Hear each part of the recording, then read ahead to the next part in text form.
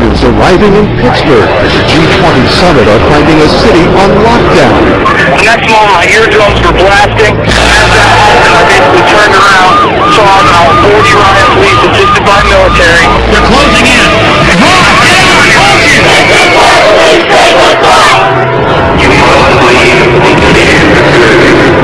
This was the talk of the town in Hardin on Thursday. Mercedes decked out in the City of Hardin Police Department decals and driven by American Police Force members. We're not disclosing the name of our parent company. We know the guy owns the company, but we've never seen this name before. Excuse me,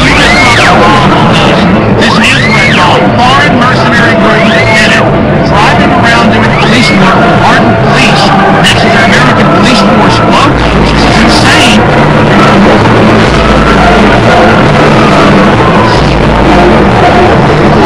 Describe a terror attack at the arrest of a suspect. He's a controlled asset, and of course it's not a matter of failure to connect the dots. The FBI now has 5 versions of their story. That's how they were arming it in Yemen. That's how they were. The scanning machines that we can't are beginning to deploy. They told me to go through the scanning, and I said no. It's a real act of submission. They were involved in a conflict. This is huge.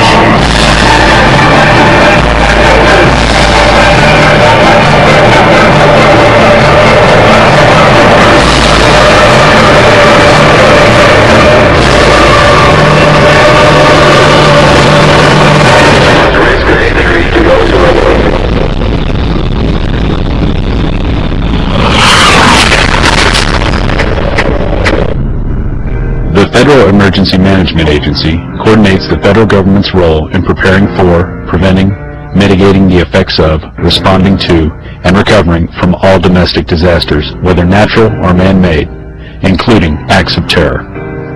Its beginnings can be traced to disaster legislation passed in 1803 to provide assistance to a New Hampshire town following a fire.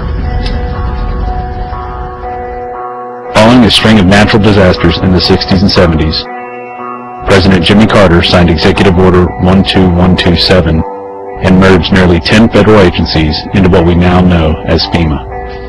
In March 2003, FEMA joined 22 other federal agencies to become part of Homeland Security.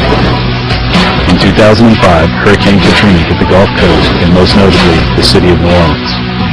Federal and local authorities encouraged those who could not evacuate the city to go to the Superdome to ride out the storm, where there would be assistance to take care of them. This is how your government cares for you. This is a FEMA camp.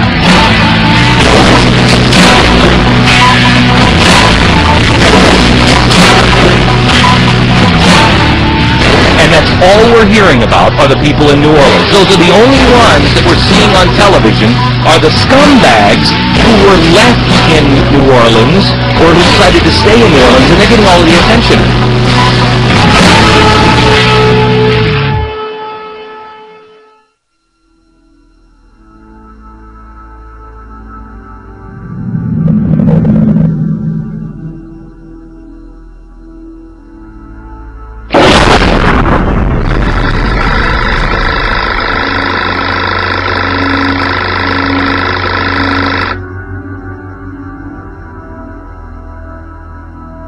I have made 3 police state films.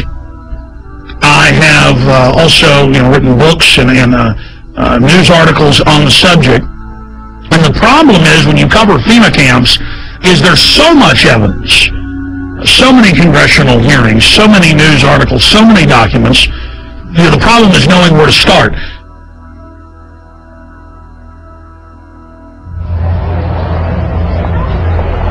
Executive orders. This is how they introduce you. See, they're introducing it all. They deny they're building all this for all these decades. Now as they unveil it, they're putting their PR spin on it.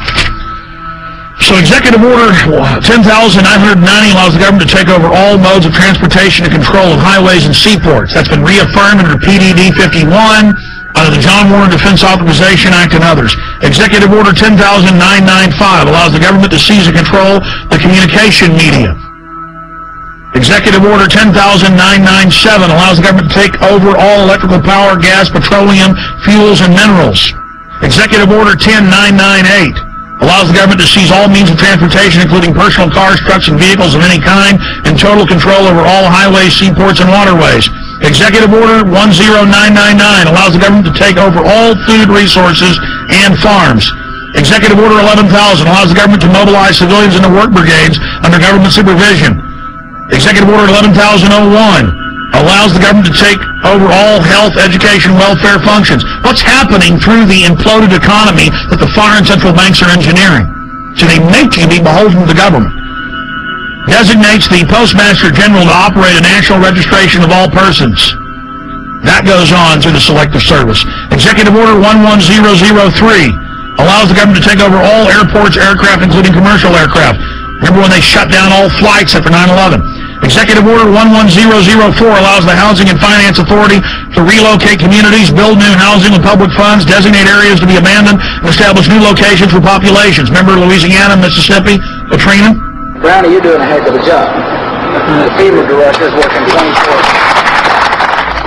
Executive Order 11005 allows the government to take over all railroads, inland waterways, and public storage facilities. Executive Order 11,051 specifies the responsibility of the Office of Emergency Planning and gives authorization to put all executive orders into effect in times of increased international tensions and economic or financial crises. Executive Order 11,310 grants authority to the Department of Justice to enforce the plans set out in executive orders, to institute industrial support, to establish judicial and legislative liaison, to control all aliens, to operate penal and correctional institutions, and to advise and assist the President. So that's your FEMA camps. Executive Order 11,049 assigns emergency preparedness functions to federal departments and agencies, consolidating 21 operational executive orders issued at a 15-year period. Executive Order 11,921 allows the Federal Emergency Preparedness Agency to develop plans to establish control over the mechanisms of production and distribution of energy sources, wage salaries, credit, and the flow of money in U.S. financial institution, and any undefined national emergency. It also provides when a state of emergency is declared by the President, Congress cannot review the action for 6 months. PDD 51 says never.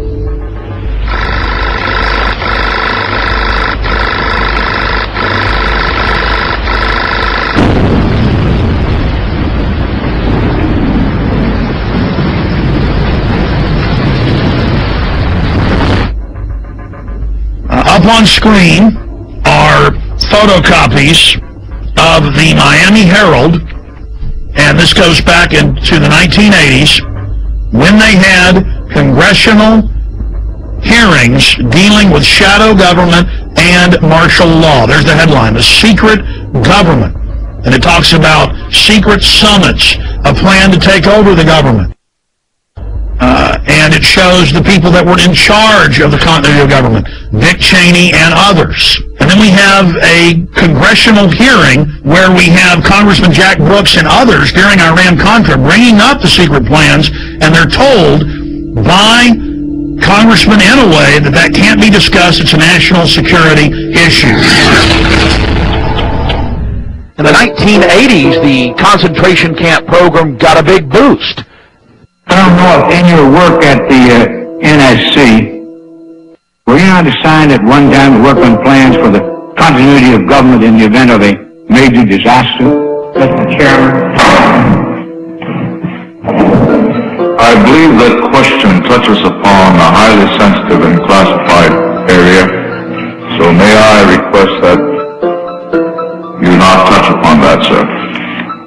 I was particularly concerned, Mr. Chairman, because I read in Miami papers and several others that there had been a plan developed by that same agency, a contingency plan in the event of emergency that would suspend the American Constitution. And I was deeply concerned about it. I'm wondering if that was the area in which he had worked.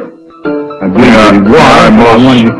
most respectfully request that that matter not be touched upon at this stage. If we wish to get into this, I'm certain arrangements can be made for an executive session.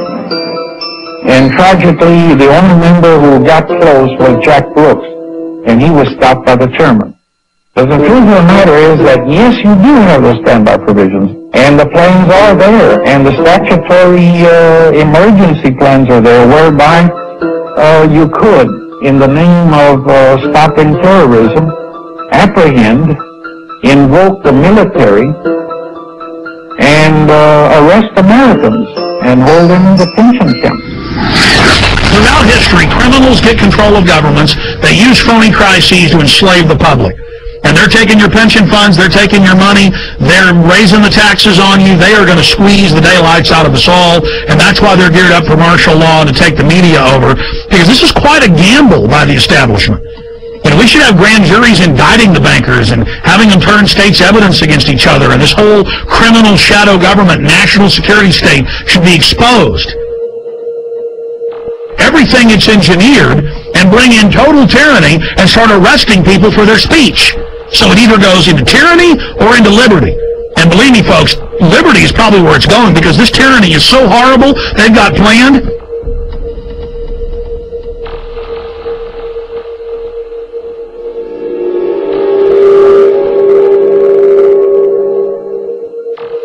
Let's go ahead and go to Congressman.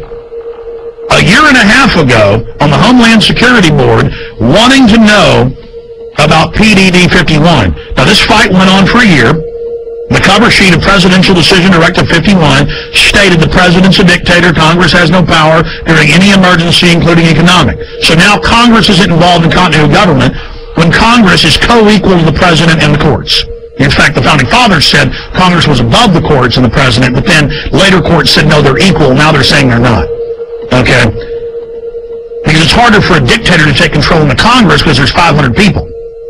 Separation of powers. The president is where your main dictator will come from, so it's the weakest. It follows the orders of Congress and then executes those orders.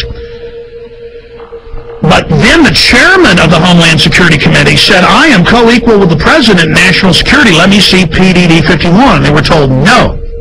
But the cover sheet alone states the president's a dictator. Then we see last year PDD 51 being executed, and members of Congress, Senator Inhofe and others, being told martial law will be declared if you don't hand total control and immunity over to the banks. And they followed orders and did it. So the martial law is now in place. And with that comes the FEMA camps. Will we get to that place? Not if we expose it. But we're already got our neck in the noose here. Is the executioner going to pull the lever? I don't know. Let's continue with the congressman talking about PDD 51. Most Americans would agree that it would be prudent to have a plan to provide for the continuity of government and the rule of law in case of a devastating terrorist attack or natural disaster. A plan that provides for the cooperation, the coordination, and continued functioning of all three branches of the government. The Bush administration tells us they have such a plan. They introduced a little sketchy public version that's clearly inadequate and doesn't really tell us what they have in mind. But they said, don't worry, there's a detailed classified version. But now they've denied the entire Homeland Security Committee of the United States House of Representatives access to their so-called detailed plan to provide for continuity of government. They say, trust us. Trust us, the people who brought us Katrina, to be competent in face of a disaster. Trust us, the people who brought us warrantless wiretapping and other excesses eroding our civil liberties. Trust us. Maybe the plan just really doesn't exist, and that's why they won't show it to us. I don't know. Or maybe there's something there that's outrageous. The American people need their elected representatives to review this plan for the continuity of government. All right, that's Congressman Peter DeFazio. Now, that was a year and a half ago. Mr. DeFazio, the cover sheet says the president's a dictator and that Congress has no authority over continuity of government. That's why they're now saying Congress can't see it, because they're declaring and executing that power.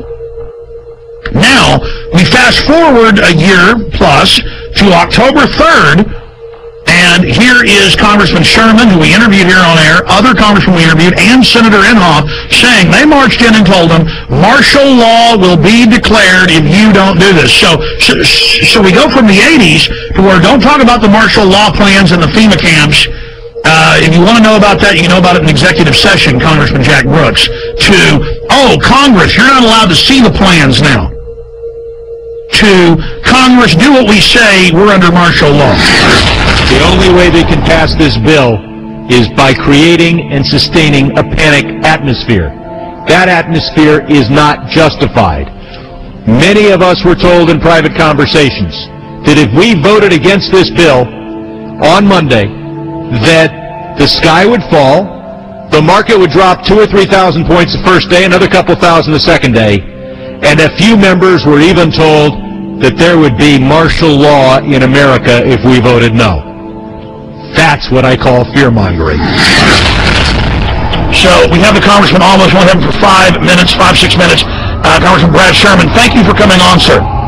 Good to be with you. You know, Wall Street used these panic tactics to get us to pass the $700 billion, well, what the bill really is $700 billion in unmarked bills. They said the market would drop by 4,000 points, blood would flow in the streets, and lions would be devouring children in the parks of Los Angeles. Now that the bill is passed, our economy is still going to be very bad. The bailout money so far has been set aside to buy shares in banks, $250 billion, $40 billion to AIG, and $60 billion yet to be committed, leaving the remaining $350 billion for future use. We've got to do everything we can to focus people's attention on this bill as it's carried out, because it allows Paulson to go up to Wall Street. He can give money to one firm. He cannot return phone calls from another firm. He can he can, if he wants, finds out which firms are donating to the 527 organizations, which take secret contributions and then make political advertising. He can look at the RNC donor list. He can do anything he wants. Let's go back to what you said on the floor in the last 24 hours about members of Congress. And I've talked to some, they're afraid to even come on and talk about it, being told there will be martial law in America and we'll just do this with or without you if you don't do this. That is incredible. And I just had the former head of the Treasury on earlier, Dr. Paul Craig Roberts from Reagan, had a policy saying that this gives them economic martial law. Is that not terrorism? Is it, I mean, is not the definition to threaten harm or carry out harm for a political aim, sir? Well, but keep in mind, we passed the bill, and I'm told the market is down. Sir, here's the $64 million question. You and other members of Congress say, yeah, well, there were some people threatening martial law, but we don't, think they meant it. They were just trying to fearmonger, which I call terrorism, into it. That's a huge issue. Specifically, sir, we need to know names. Who told you that they were told that martial law and blood in the streets, as you said, would happen? Private conversations between members on the floor, you really can't reveal without the permission of the other party. I understand, but were there arm twisters coming up, or were they scared? I mean, how was it said specifically? What we have to do is expose those circumstances where we're bailing out a particular firm, and how many of the executives of that firm are continuing to make $1 million a year, $5 million a year, $20 million a year. There's going to be a lot of information that is not public, and it's going to take investigative reporters to find out things that congressmen can't find out and that the public is not going to be aware of. You know, I have to go right now, but it's been a pleasure being with you.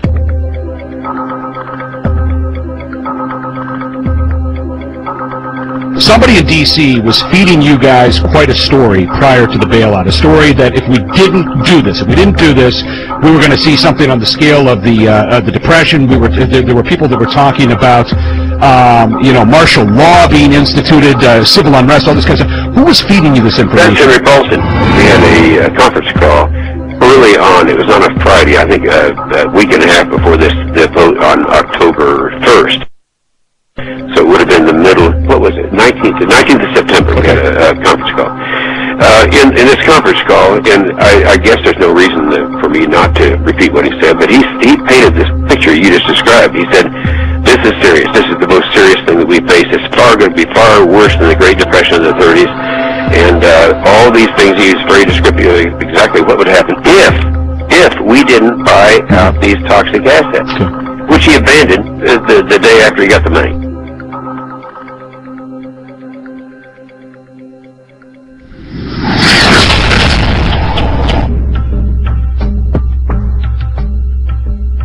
Okay, here's our top story. Obama signed this 7 days ago on January 11th, 2010. And I spent a few days reading over it, checking the U.S. code, checking the laws that it mentions, and it ties into Presidential Decision Directive 51, signed by Bush. And remember, Congress wanted to get the full Presidential Decision Directive and accompanying executive order? Would be prudent to have a plan to provide for the continuity of government and the rule of law in case of a devastating terrorist attack. The Bush administration tells us they have such a plan. But now they've denied the entire Homeland Security Committee of the United States House of Representatives. And Bush declared national security and wouldn't even let Homeland Security Committee, which is supposedly co-equal with the president, wouldn't even let them have access to it. But the cover sheet stated that for any emergency, including economic, anywhere in the world, that the executive is over the legislative and judicial, over the courts, over the Congress, which is unconstitutional. It's supposed to have separation of powers. The people aren't supposed to be divided, what the government always tries to do. The government's supposed to be divided so that you can't ever get a dictatorship. Well, this is what the founders said. This is what America is. It's why we love the Declaration of Independence and the Constitution and the Bill of Rights. So President Bush signed this National Security Directive. And it says the continuity of government program will enhance the credibility of our national security posture and enable more rapid, effective response and recovery. And it goes on. A catastrophic emergency means any incident, regardless of location in the world, that results in extraordinary levels of mass casualties, damages, or disruption severely affecting the U.S. population, infrastructure, environment, economy, or government functions. And under this, the president is over the governors, he's over the legislatures of the states, he's over the Congress, and Congress has no authority. And then Congress asked for the full secret document, and it's still classified to this day. Obama has continued breaking his promise of transparency and has not released the full text of this another memorandum. Connected into this is his new announcement. His new announcement. He is creating, with this executive order titled Establishment of the Council of Governors, it says here in the document that they are taking the governors, the states, the police forces, everything under the control of NORTHCOM, that's the Pentagon, and Homeland Security. But don't worry, the states have their say. The president is going to appoint the 10 members, 5 governors from the Republican and 5 governors from the Democrats. Kind of like Bush called the 9/11 Commission independent when he appointed it, or Janet Reno appointed her own Waco investigation team. This would be like Hitler appointing his own Nuremberg judges. I mean, or Al Capone had his own court case. I mean, it's just absolutely ridiculous. And there it is at whitehouse.gov, the executive order for anyone that wishes to see that for themselves. Separately, I have the RAND Corporation's plan that they put out last year.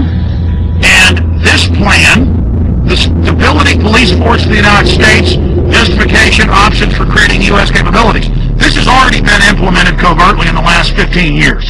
But now they're just being open about it.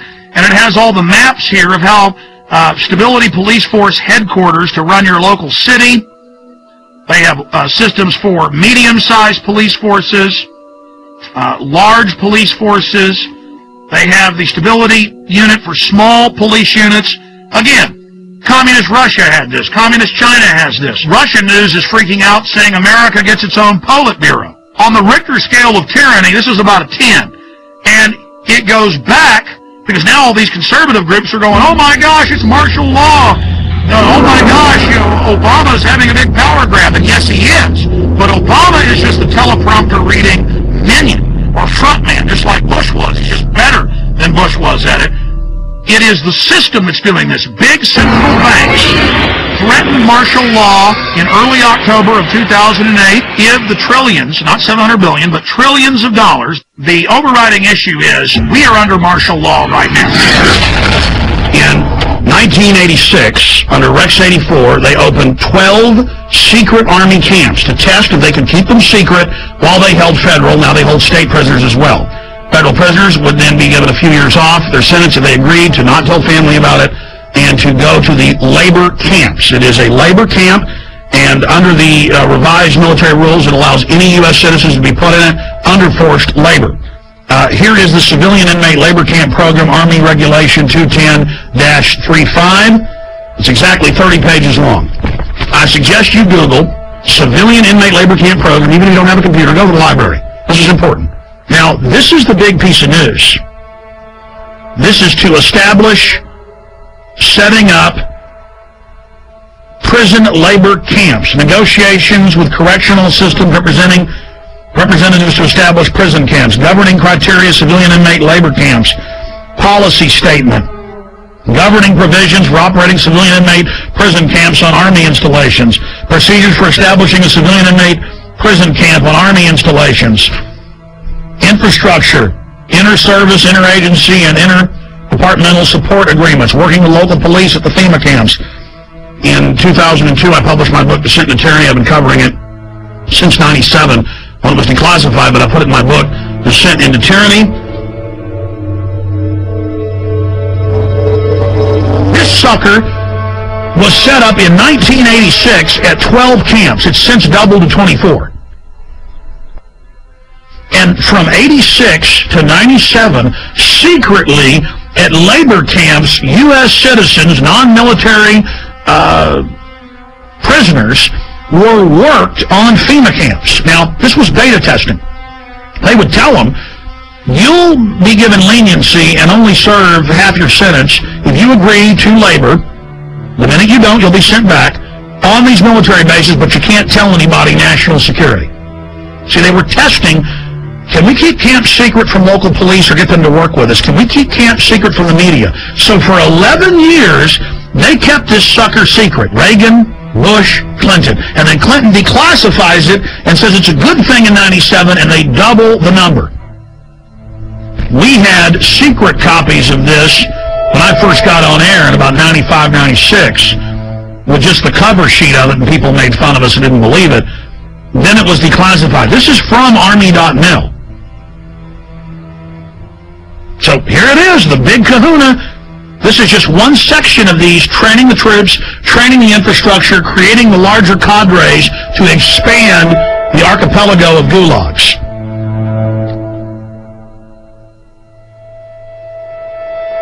New legislation authorizes FEMA camps in the United States, and it says 6 major camps across the country with hundreds of sub-region camps. Now, if you watch my films and read the documents we put out, that's exactly what we said the camps are and how they operate, because we reverse engineered all this. The camps are already built. It's when they want to openly announce they're doing it that they then pass a law. And they say, oh, all these shut down military bases that they've been keeping refurbished and putting barbed wire facing in and putting in showers and bunks, and we knew that those were to be the FEMA camps. Because in the FEMA documents and the congressional leaks and from people that worked at the camps, we knew, and we would list the camps. Then we noticed when it was declassified in 97 that the very camps that had been, quote, decommissioned under the base closure, because they'd said back in the 80s under Rex 84 they were going to use the camps in Congress. So we said, you know where the camps are? They're old military bases, and they're old POW camps from Italians, Germans, and Japanese. Guess what's in here? Guess what's in the bill? They've reintroduced the National Compulsory Service under H.R. 1444. It says for mandatory national service. Defense Department announces civilian expeditionary workforce in Pentagon Directive 1404.10. It says management retains the authority to direct and assign civilian employees either voluntarily or involuntarily or on an unexpected basis to accomplish DOD mission. So see, they're saying they're going to create a 7 million man. That was in the New York Times. The Congress said. I kept saying a million because Obama said as big as our army, as big as the military. That'd be 1 million people. They say 7 million now, and that they're going to draft you into this, and they'll decide, no more draft boards, if you stay here or if you go overseas.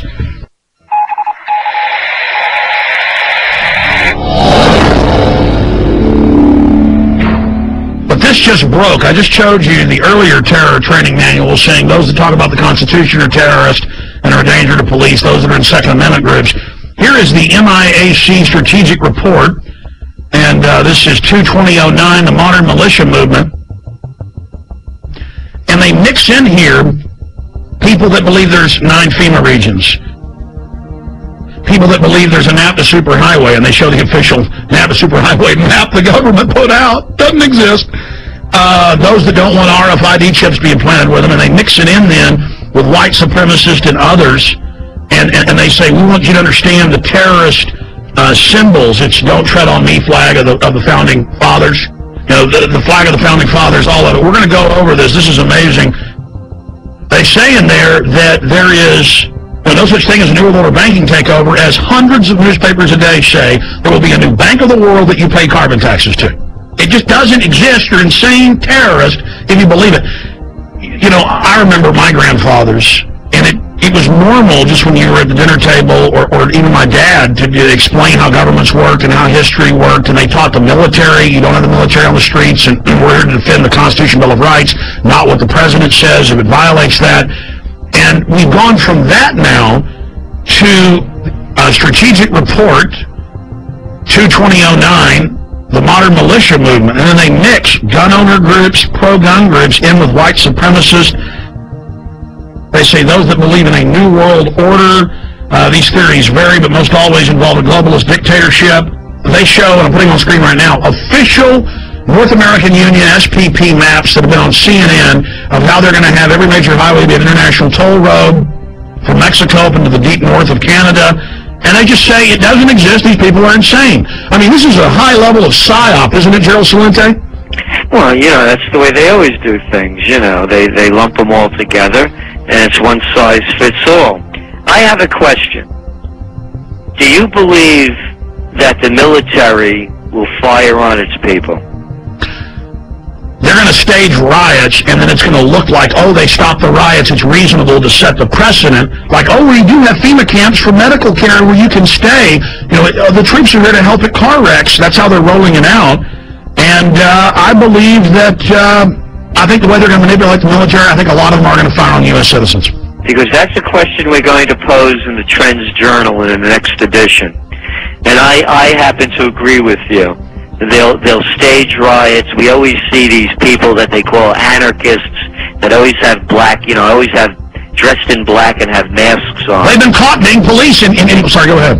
No, exactly. No, I agree with you. And I think that they are going to fire on the people, unfortunately. No, don't shoot me, please! Don't shoot me! I'm dying!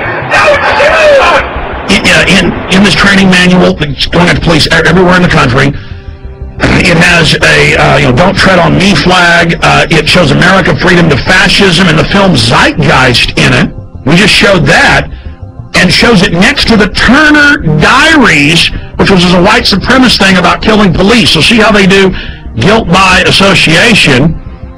I mean, this is just off the charts, and this was sent to me by the Missouri Information Analyst Center. Police officer sent to me. That's where they got it from. And I've seen these in Texas versions and others. It's the same thing, but they're updating it. I mean, how do they say none of this exists and then mix in mainstream things that are happening with white supremacists and tell police that people are dangerous if they're into it? Good evening, my fellow Americans. We have been compelled to create a permanent armaments industry of vast proportion. We annually spend on military security alone more than the net income of all United States corporations. We recognize the imperative need for this development, yet we must not fail to comprehend its grave implications. Our toil, resources, and livelihood are all involved. So is the very structure of our society. In the councils of government, we must guard against the acquisition of unwarranted influence, whether sought or unsought, by the military-industrial complex. The potential for the disastrous rise of misplaced power exists and will persist. We must never let the weight of this combination endanger our liberties or democratic processes. Only an alert and knowledgeable citizen can prepare the proper meshing of the huge industrial and military machinery of defense effective domination of the nation's jobs by federal employment, project allocations, and the power of money is ever present and is gravely to be regarded. We must also be alert to the equal and opposite danger that public policy could itself become the captive of a scientific, technological elite. We cannot want the material assets of our grandchildren without risking the loss also of their political and spiritual heritage.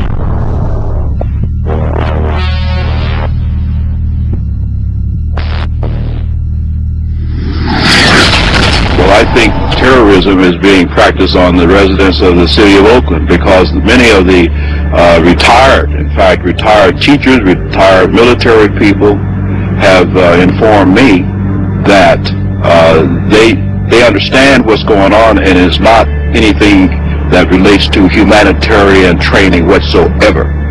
This is a psychological, as we in the research community say, this is a psyops. They're preparing people for what is coming, not what is being presented today. So you're saying they're preparing people to accept it with incrementalism? That is correct. Like the old frog example.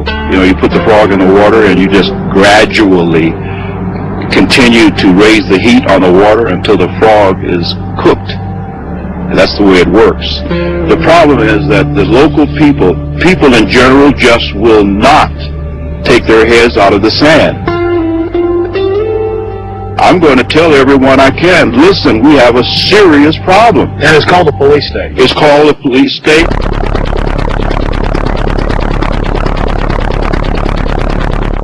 Let's go ahead and get to this. I mean, you want to see what goes with FEMA camps like a horse and carriage. Troops, militarized police, training with the Army to take over your cities and towns. Let's go ahead and play this YouTube clip, Martial Law is Coming, from News 7 at 11. The scenario was a fake, but the pepper spray and billy clubs used to break up this riot were definitely real. Good evening, I'm Miranda Stevens. Whether it's terrorism, riots, or any major disaster, local agencies will be the first to respond. That's why Roanoke City wants its disaster training to be as real as possible. Jeremy Butterfield has more. It's supposed to look like a riot, and the scene at William Fleming High School had all the elements. One of the rioters that the guard and the police force had to take down and arrest, and did very successfully. In this scenario, everyone has a role to play. The rioters were ready to fight back as Roanoke Police, Roanoke Fire, local National Guard troops, and members of the Virginia Defense Force secured perimeters and moved in to make the arrests. Prior to 9/11, these organizations couldn't communicate and did not work together. They worked to support each other, but not together. And with the recent events of the last 3 to 5 years, we've become very good at working together, which is very important. Of course, these weren't real rioters. The rebels in T-shirts were all members of one of the participating agencies, but you couldn't tell that during the exercise. If you weren't protected by an orange vest signifying you as an observer, you were in danger of being hit by eggs, bottles, billy clubs, or even the occasional well-placed round from a sniper. We try to make this very real, give a real feel to it. We had the fire department provided some live burning out here, so we had smoke, flames, objects being thrown, a lot of chaos. There's going to be a lot of chaos in a civil disturbance situation, and that's what we want to try to incorporate as much as possible. Teamwork plays a major role. Mountain Police had to coordinate with the fire department, while National Guard troops marched in formation toward the rioters. Without cooperation throughout all the agencies, the rioters would have quickly taken control. I think everybody learned a little bit. Mistakes are made, but we'd rather make those mistakes here than in a real situation. This was the 4th year the agencies have participated in this drill, and organizers say the old adage, practice makes perfect, certainly holds true in the face of disaster. And then see, you talk about this, and mainstream writes articles about me like I'm crazy, making up troops and troop deployments when it's the Army Times, the Army War College, hundreds of newspapers have announced it, and then I say, hey, that's tyranny, and they go, shut up, Jones doesn't exist. InfoWars story on illegal Tennessee checkpoint prompts action by governor. Friday, listeners pointed out local news saying the Army was going to be out, regular Army running checkpoints, searching citizens with police. The governor got called, our listeners called.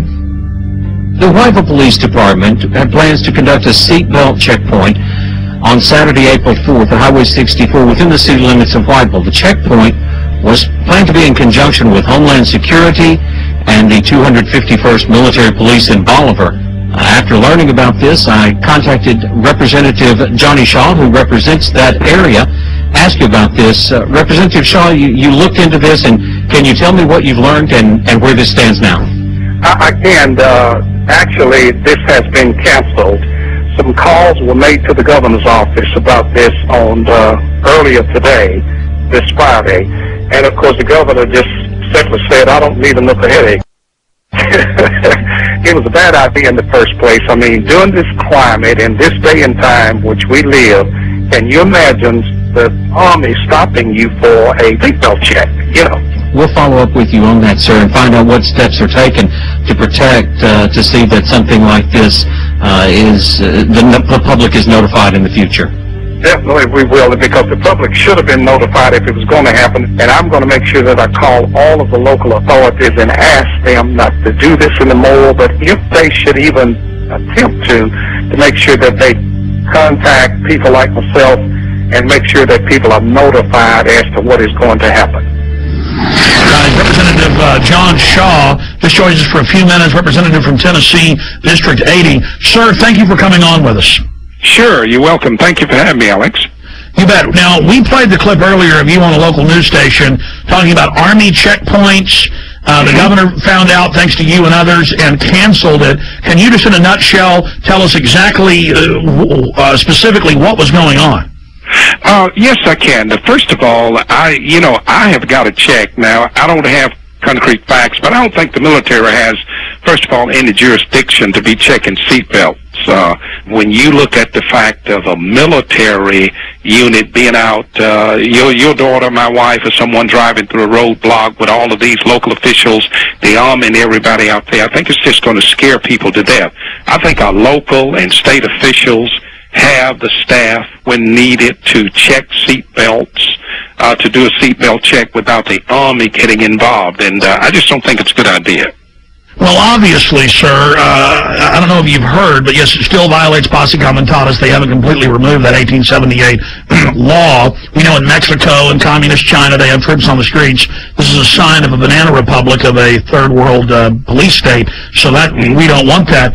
But the larger issue here is that they've announced Homeland Security wants to put 20,000 regular Army troops to patrol America. The Naval War College, the Army War College has said their new job will be engaging us, combat with the American people to stop an insurrection against the banks. So A, are you aware of that? B, can you tell us specifically what units, why the Army was going to be out running checkpoints? Well, I got this news late on Friday, and when I got the news, I immediately jumped on it to try to call some local authorities that I knew first to see what was going on. And when I made the call, I found out at that point in time that the governor had already made the decision to cancel this, and which I was very proud of that. But I am not aware of Homeland Security doing this. I did hear that they would be involved in this roadblock issue on last Friday, but I am not aware of the other part of the question that you asked. Okay, specifically, though, when you talk to the local authorities, whose idea, where did it come from that regular Army is going to be out running checkpoints? I mean, a checkpoint is unconstitutional if you don't have warrants and it's random for the police to do. Now the Army? I mean, again, sir, this is suddenly happening everywhere. This is part of a larger plan. So we as detectives are asking you, any other little tidbits you've got about who was behind this? Well, and I don't know, Alex. I can't answer that question other than the fact that it was going to take place in a little area of my district in a town called Whiteville, Tennessee, which would lead me to believe or to assume that the chief of police there was the one who orchestrated this idea. Was the state involved? Not to my knowledge at all. Okay, so the governor had to say no, so this is what we always see. The Army then probably approached some locals as part of their covert acclimation program. And State Representative Johnny Shaw, we appreciate you speaking out against this. We appreciate the governor saying no to this. Can you, just in closing, speak to why you were concerned about it and against it? Well, again, I was concerned because I think in this economic climate, or in this climate that we are in, well, can you imagine your wife, your daughter, my wife or daughter, even son driving up to a checkpoint with Homeland Security, the military police, the state police, if they were involved, and then, of course, all of your local authorities, is going to make someone think something bad has happened in the community, and I just don't think this is a good idea. I think it would have been a scare tactic that would have been hard for some of our citizens to get over, or maybe some of our senior citizens, and I'm totally against this kind of a tactic, and I'm going to do my best as a state representative to see that this does not happen again in my district and hopefully nowhere in the state of Tennessee.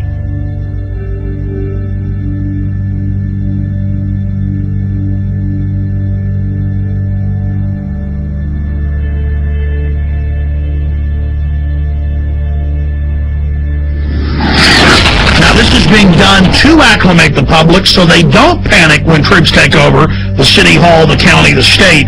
This is high treason. And Obama has taken all these new powers that Bush claimed and has expanded them day one.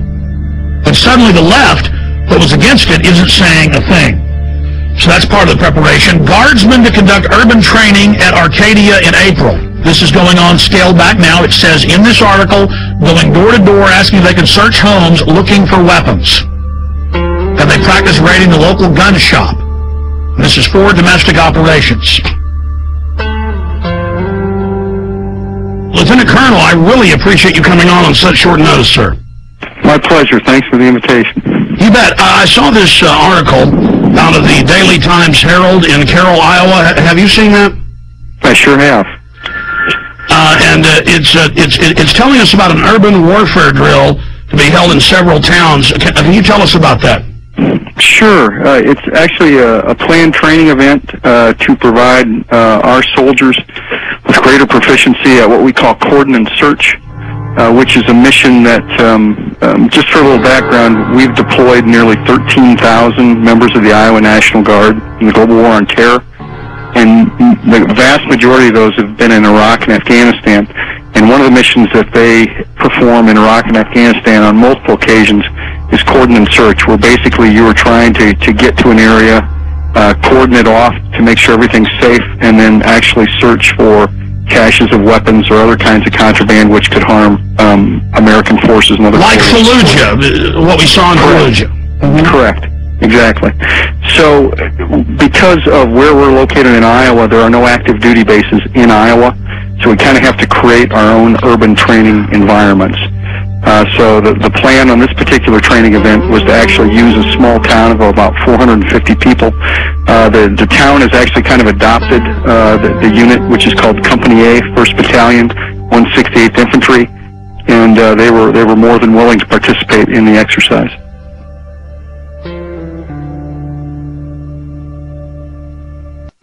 Going through this article, I mean, explaining exactly what they're going to do door to door with the houses, what the checkpoints are going to be simulating. Sure. When we talk about coordinate search operations, you've got several different rings of security that you've got to provide in a particular area.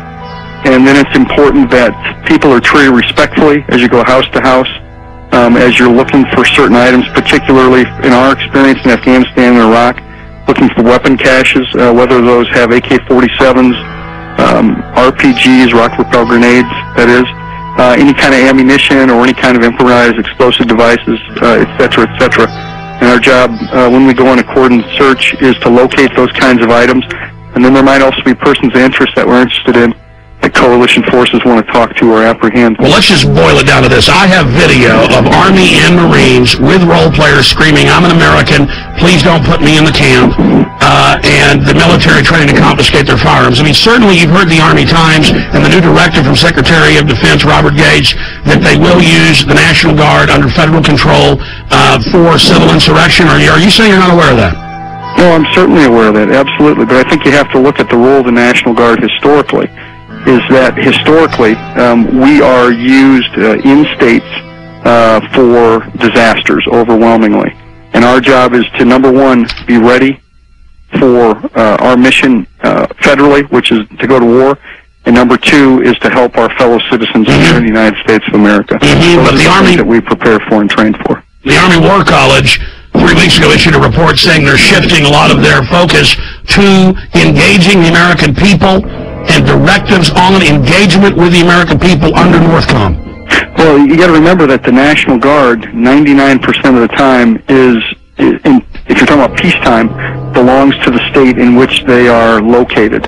Only on occasion do they become federalized. One of those examples, of course, is being mobilized and deployed to go to war or peacekeeping or other kinds of federalized missions.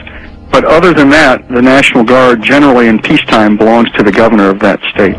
Well, you're pretty informed on all these issues. Obviously, you're right in the middle of it. Did you hear about the mainstream news articles about Marines in California and other places helping at DWI checkpoints with citizens? Would that violate posse comitatus? I'm not aware of that. With respect to active duty military, that's called Title 10 when you're on active duty, and they're not allowed to participate in certain kinds of operations under the Posse Comitatus Act. Does that sound like freedom to you all over the country to have the National Guard at big events like at the Kentucky Derby and the Super Bowl searching bags? Well, I think if you're talking about keeping Americans safe, it's our job to do whatever we can to help them with that. And if our job happens to be to detect weapons of mass destruction or other kinds of things that could harm a great deal of people, that's what we do. Now, here's your Pentagon Channel report. The Kentucky National Guard was part of the massive security force required for this weekend's Kentucky Derby. Officials say that 360 Guard members were on hand at Churchill Downs to help support law enforcement efforts for the first leg of horse racing's Triple Crown. The troops took care of crowd and traffic control, provided 3 choppers and crews for aviation support. Officials at the track said that more than 150,000 fans turned out for the race. Police only had to make 44 arrests. International media, government staffers, and protesters. Thousands of them, all waiting for the G20 summit to begin. World leaders arriving in Pittsburgh for the G20 summit are finding a city on lockdown and already hit by violence. By order of the City of Pittsburgh Chief Police, I hereby declare this to be an unlawful assembly. I order all those assembled to immediately disperse. The G20 basically represents the largest nations which participate in the Western banking cartel, which I feel is behind a lot of the pain, anguish, and misery that exists in our world today. They would like to come up with one central bank for the world to replace the dollar standard, and also have international regulation, massive expansion of the WTO regulations into the financial markets. You must leave the immediate vicinity. If you remain in this immediate vicinity, you will be in violation of the Pennsylvania Crimes Code, no matter what your purpose is. It's hard that it's setting up as like an us versus them when we're all in the same class. We're in it together, and they're protecting the interests of the world's billionaires. Anytime I've been on a march or anytime I've been arrested, it has been peaceful on our side. It's the states are the ones that cause the violence. You must leave. If you do not disperse, you may be arrested and or subject to other police action. Other police action may include actual physical removal, the use of riot control agents and or less lethal munitions. Ladies and gentlemen, this is breaking news. Do you know why my crew is not live with us right now, why they're out of contact? They are under sustained LRAD sound cannon attack. They rolled these out at tea parties in California and other places. First time I saw them was 2004 in New York. They have the National Guard engaging American citizens right now with deadly acoustic weapons that damage the middle ear.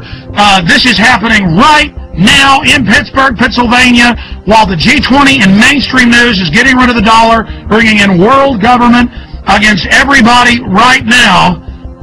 Listen, this is such a police state there that they tried to talk to the military and talk to a spokesman last night. Defense Link put a press release out, and they said, no, we're not going to talk to you, get out of here.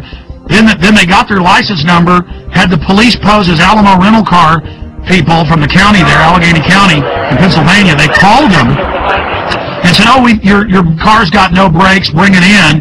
And they said, well, we're in the coordinate G20, we're news reporters, we can't get out till tomorrow. And they said, well, that's fine because I'm a police officer with the Army and FBI and you've all been put on terror list and your life's over, boy, and we know you're a terrorist and you were sneaking around the military base and ran. All lies.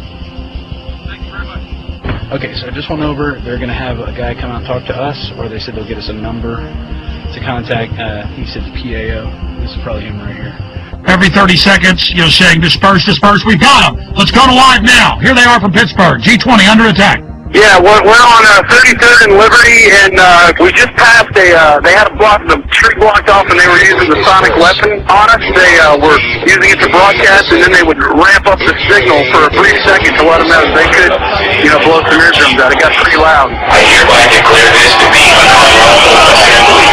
I order all other police actual physical removal, the use of riot control. Everybody dispersed, though, and that started happening. One group, the largest group, went through an alleyway. They're dropping right past me right now. Get them on tape. With the gun. There were two of them. They were using them to broadcast messages in Spanish and English. That's using right now. You can hear it passing me. And there's a guy sitting on top. The police I'm seeing now are in full rag here. Are they the police, though, wearing the National Guard bottoms? It looks like Border Patrol. I've seen Border Patrol here, too. They have the dark green Border Patrol uniforms. So federal police in the middle of Pennsylvania. I find it very ironic it's happening on Liberty Avenue. Very ironic. Burmis, I want to be clear about this. They were shooting you guys with this. Douglas was saying it was hurting. What was this like? The decibel level was very, very high. One moment I was covering the front of the protest. The next moment my eardrums were blasting. And as that happened, I basically turned around, saw about 40 riot police assisted by military, and I ran up and I got all the footage I could. Every once in a while I'd have to take There you go, assisted by military. So this is the military attacking the American people. Because in every news article I see they're together. So that's key for the article Watson's doing. The military was with them. Yeah, absolutely. I mean, they were in military fatigues. SWAT is also here. I got a good shot of one of the military personnel who was on top of the Pittsburgh paddy wagon. Basically, most of the Humvees in the military were quartering me off at checkpoints on Main Street in the main city of Pittsburgh. They were in full military fatigues. I mean, these weren't just the pants. They were the tops. There's no doubt that there's military here, Alex. I approached them. I asked them what their mission was. What's the mission? You can't say. Sir, what would you have to say to critics that say this is a violation of Posse Comitatus? I'd say this should be talked to my PAO. You know what Posse Comitatus is? No? Separation of military and police? You're the first military guy to tell me what it is. I've asked about a dozen today. No, but nothing, right? And it was the standard boilerplate answer of, you know, we're just following orders. We're just here to support law enforcement. That's all we know. We're here to protect United States citizens' rights to peaceful protest. Unbelievable. Global leaders meeting openly in mainstream news to get rid of the dollar and bring in, quote, global governance. This is the end of our country, and the police and the military are acting like people that don't like it are pure scum and terrorists because the DHS has trained them to do that. Oh, here come the anarchist staging. Here they come right now. They just grabbed the dumpster. They're pulling it over. Video it. I got it on tape right now. Oh, I don't want to put you in danger, Jason, but if you follow that stinking Fed, is it a big guy? It was 3 people, and of course they had masks on, Alex. Briefly, tell folks about last night. You guys pull up to the gate. You asked to talk to the public information officer. They called the police and lied and said that you were sneaking around. Yes, sir. How's it going? We were responding to a news story that the National Guard was going to be masked to go into Pittsburgh. And can we get a comment on that? Or we can't make any comments, sir. Do you have a press guy we can talk to? We then pulled off to the side of the road where they instructed us to. We waited around 15 or 20 minutes. A representative came back. Immediately, he was hostile towards us. He did not like our credentials. Hey, good evening, sir. Okay, good evening. My name's Rob. Okay. We're out of Austin, Texas, Channel 10. Okay, can I see your credentials? We tried to get as much information as we could. He refused to answer our questions, so then Rob asked him for his information and where we could contact him. Tomorrow, if we could get a word with him, he then gave it, and we left. Speech, freelance reporter? Yes, sir. Okay, so what are you looking for? Well, we're following up on a report that we got, and it's that we read, it said there's 2,500 troops that are going to be deployed into Pittsburgh to the G20 for security. Once again, do you have, I'd like to talk to your editor. I'm more than welcome to, I'm more than willing to do this. So you got somebody back at the station I can talk to? You guys have credentials for the G20?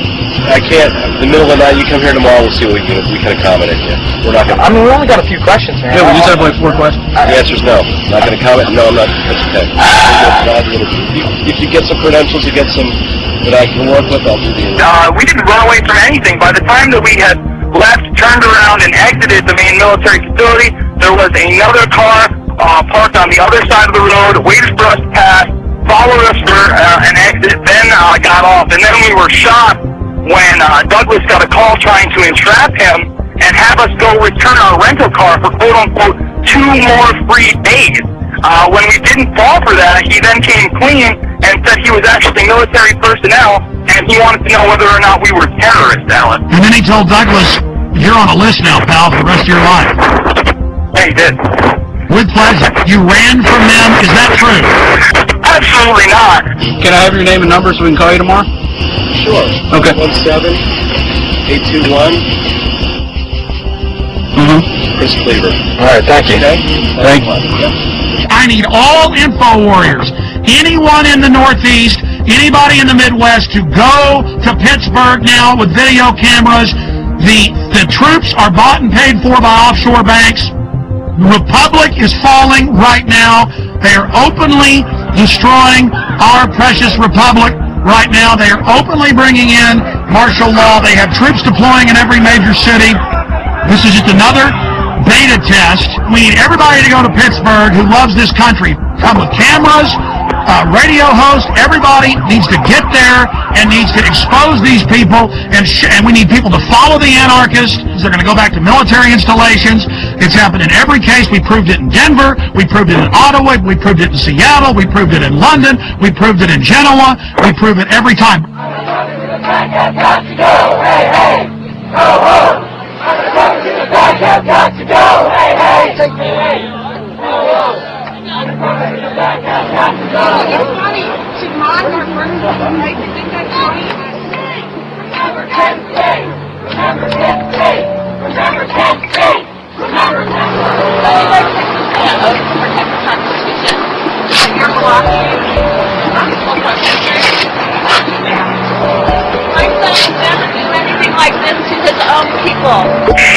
Hey, Alex. Cindy, you've now been hit by the Army and police. This is like Kent State with sound weapons. This is huge news, and it's nowhere on TV. Cindy, tell us what happened. We're just trying to get to downtown so we can exercise our freedom of speech, Alex. And they're blocking peaceful protesters. We don't have any weapons. They're blocking us with the most disastrous, horrible weapons that they can think of. And so, yeah, it's just really awful down here.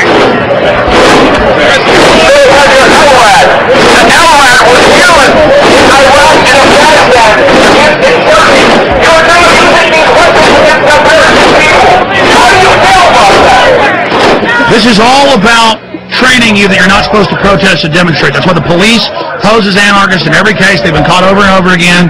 This is how the Republic falls, with the stormtroopers in the streets and the world leaders coming to our country to sell it out, and the mainstream news reporting it. You guys are hurting your own people. All those assembled to immediately disperse.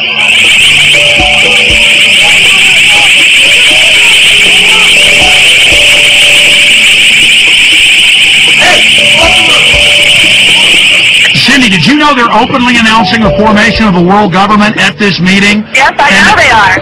The head of the EU even spoke out against it, Klaus, at the UN yesterday, and they're openly announcing the end of the dollar. Those troops don't know that their whole savings and their whole family future is gone, and there they are with pleasure, guarding the very government that is illegitimate and criminal. The troops are out here. There are our brothers and sisters, there are sons and daughters, and there are mothers and fathers, and they're turning their guns on us. They're turning their weapons on us, where we really should be marching to the G20 and arresting those guys. Here they come again with the LRAD, Alex. They're coming with it. They have us blocked in. There's nowhere for us to go. This is what police take us from.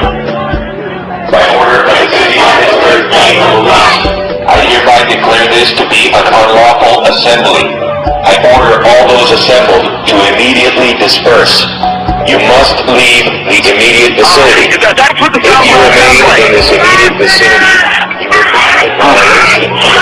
Burnis, Yes, sir. did you say that the protesters are turned around because they're blocked in? Yes, they are blocked. Good, get out, I told you!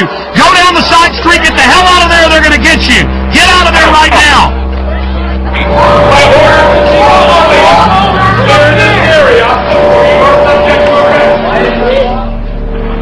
Jason, are you there?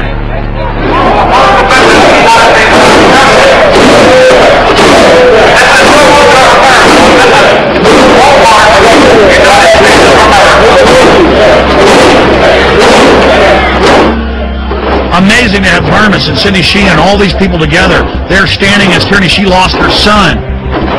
And the military will follow orders, and that's all this is. And there are the bankers openly setting up world government, bankrupting us by design. It's really happening. Well, here's the Examiner newspaper reporting on these sound weapons at the Tea Parties.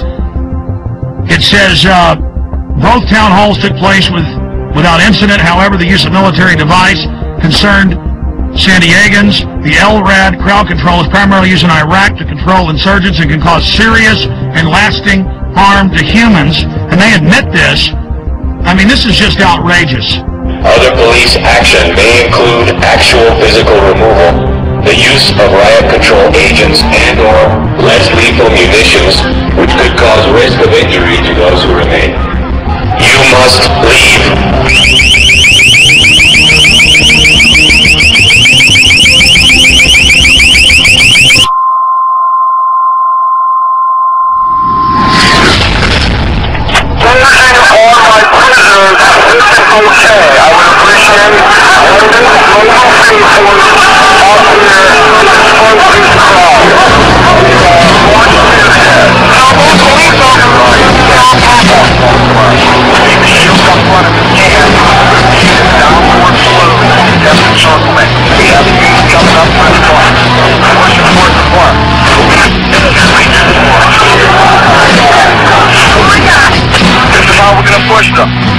After we get the encirclement, we're going to push the southward back towards Chevy Drive Extension. Leave Chevy Drive Extension open so we continue to push. And we'll establish a skirmish line along Chevy Drive Extension.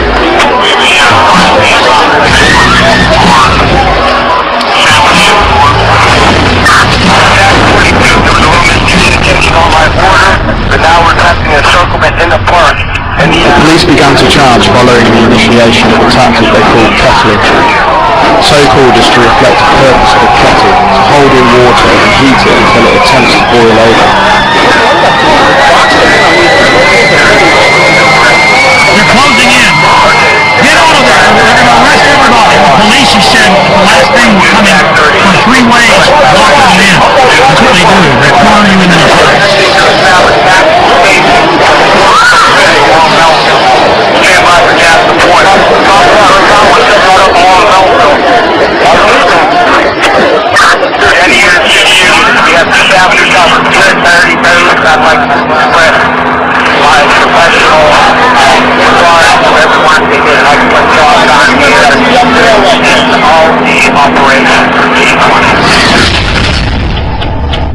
Now, let's go ahead and go over these articles.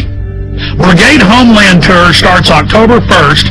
3rd Infantry's 1st BCT trains for new dwell time mission.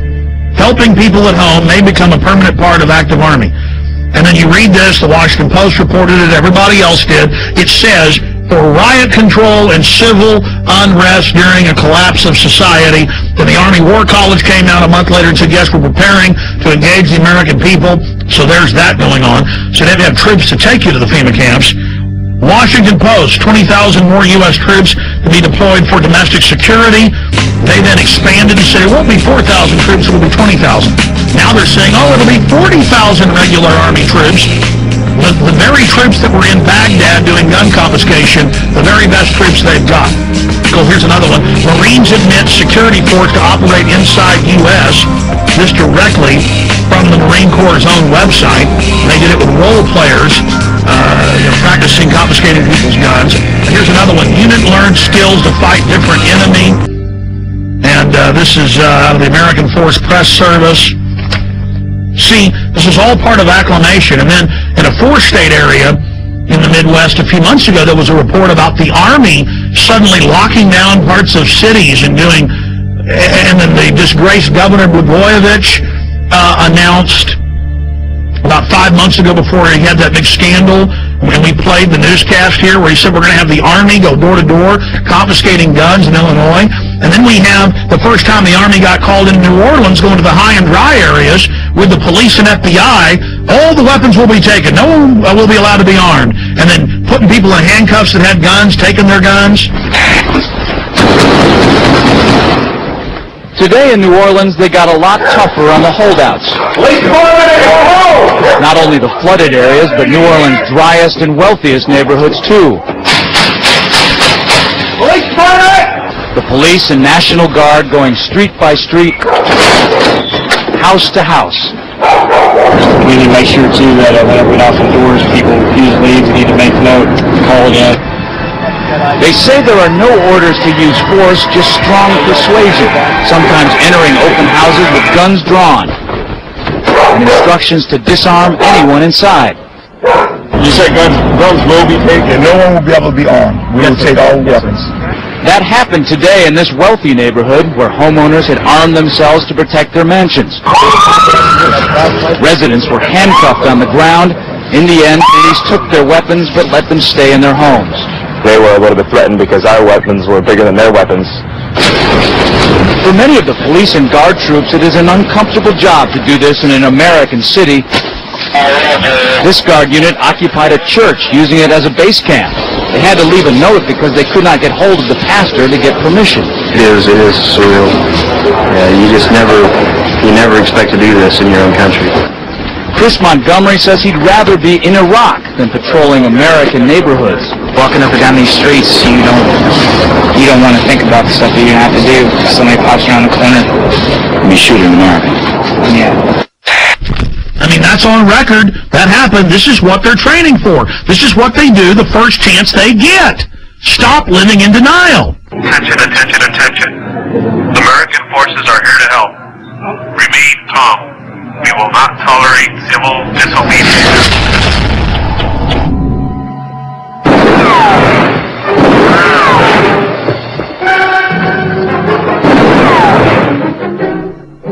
Throw the gun away, Mr. Randall. Go on, throw it. Don't fix, mister.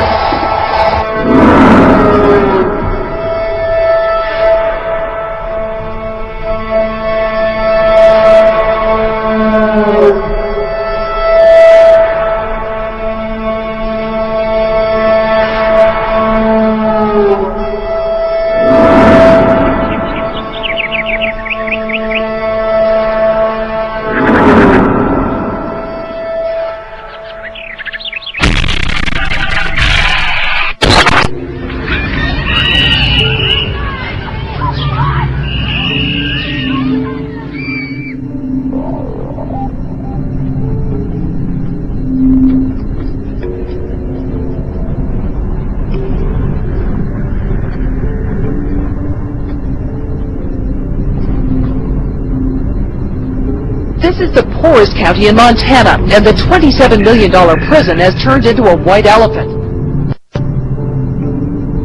Because there are no prisoners, Glenn and Ray Perkins got laid off after moving to Hardin to take guard jobs.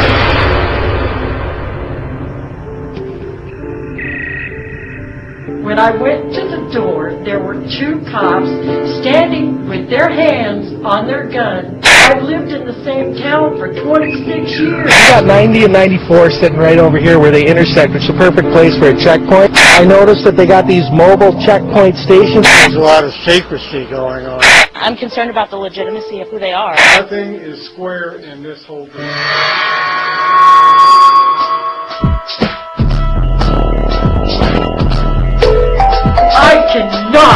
let my grandchild grow up. It's how they...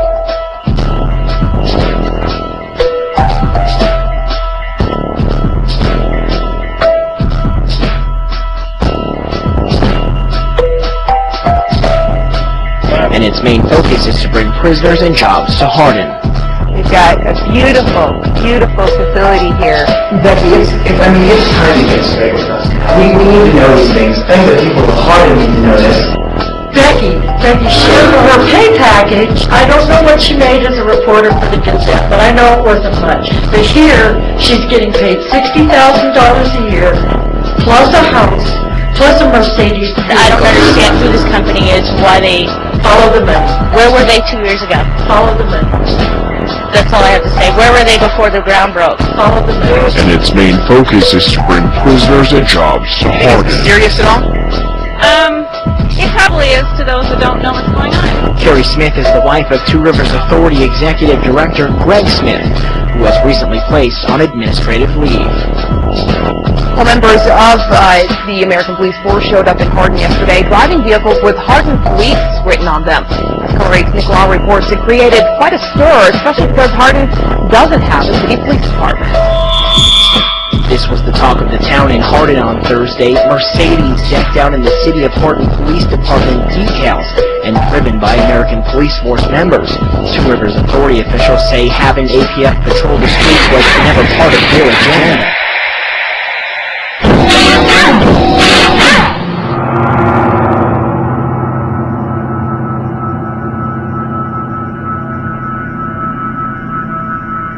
Tell people what's really happening here.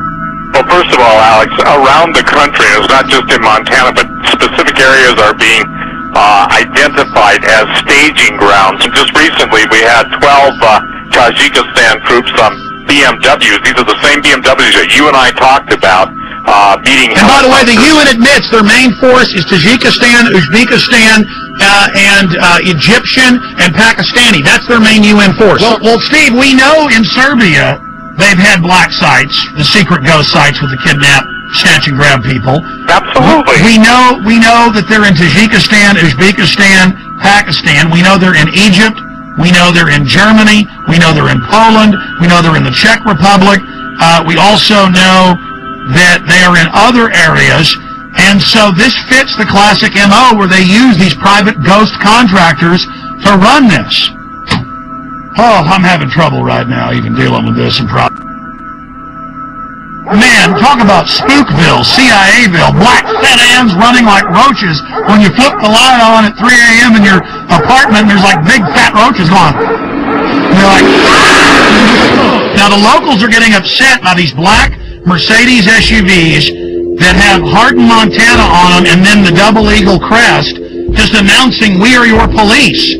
This is insane. Men with foreign accents stomping around. I mean, this is Red Dawn happening. And the local officials are going, yeah, we've been told they run the camp and that they run the town now. I mean, this is Twilight Zone.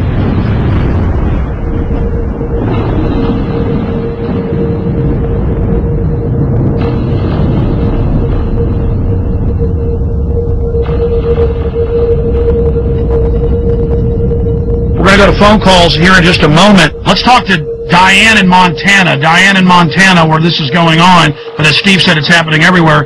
Diane, what's your info? Okay, September 9th, we had a small incident where there was a bunch of SUVs, black Hummers, you name it. It was all there. They even brought a helicopter in. It was 4 miles from my home. So when we went to check it out, they were all over climbing the mountains in camo, dressed up. They were armed, and they said they were just doing a training exercise. Called the sheriff's office, and we got the same story. It's just FBI training, but it was FEMA, right in Superior. And we're probably about maybe 4,000 population. What did the locals think, and how many FBI FEMA troops were there? Okay, there were 6 vehicles when my husband went right by them. He called back and said, lock down. I don't know what's going on, if there's escaped prisoners or what. Same time, helicopter came through, right overhead. Called his secretary who was coming in on I-90, told her to check that area out and look at it, and that's when she saw all the camo guys all over the mountainside just crawling up. Ask around town, people didn't think anything about it.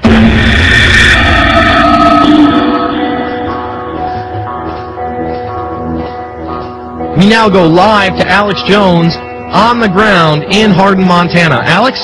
Okay, we just got a tour from Becky Shea, the former Billings Gazette reporter that's now the PR spokesperson for this facility for American Police Force.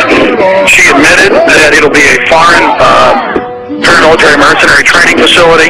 She admitted that it's going to be a detention facility. The point is this is just off the charts. They're now doing massive damage control. They're about to give us a tour of the outside of the facility. I just got a tour of only one wing of this gigantic $27 million facility. They would not let us into most of the areas. Just while I was in some of the offices, I saw blueprints, I saw documents. I'm just going to leave it at that. But this story is definitely the mother lode.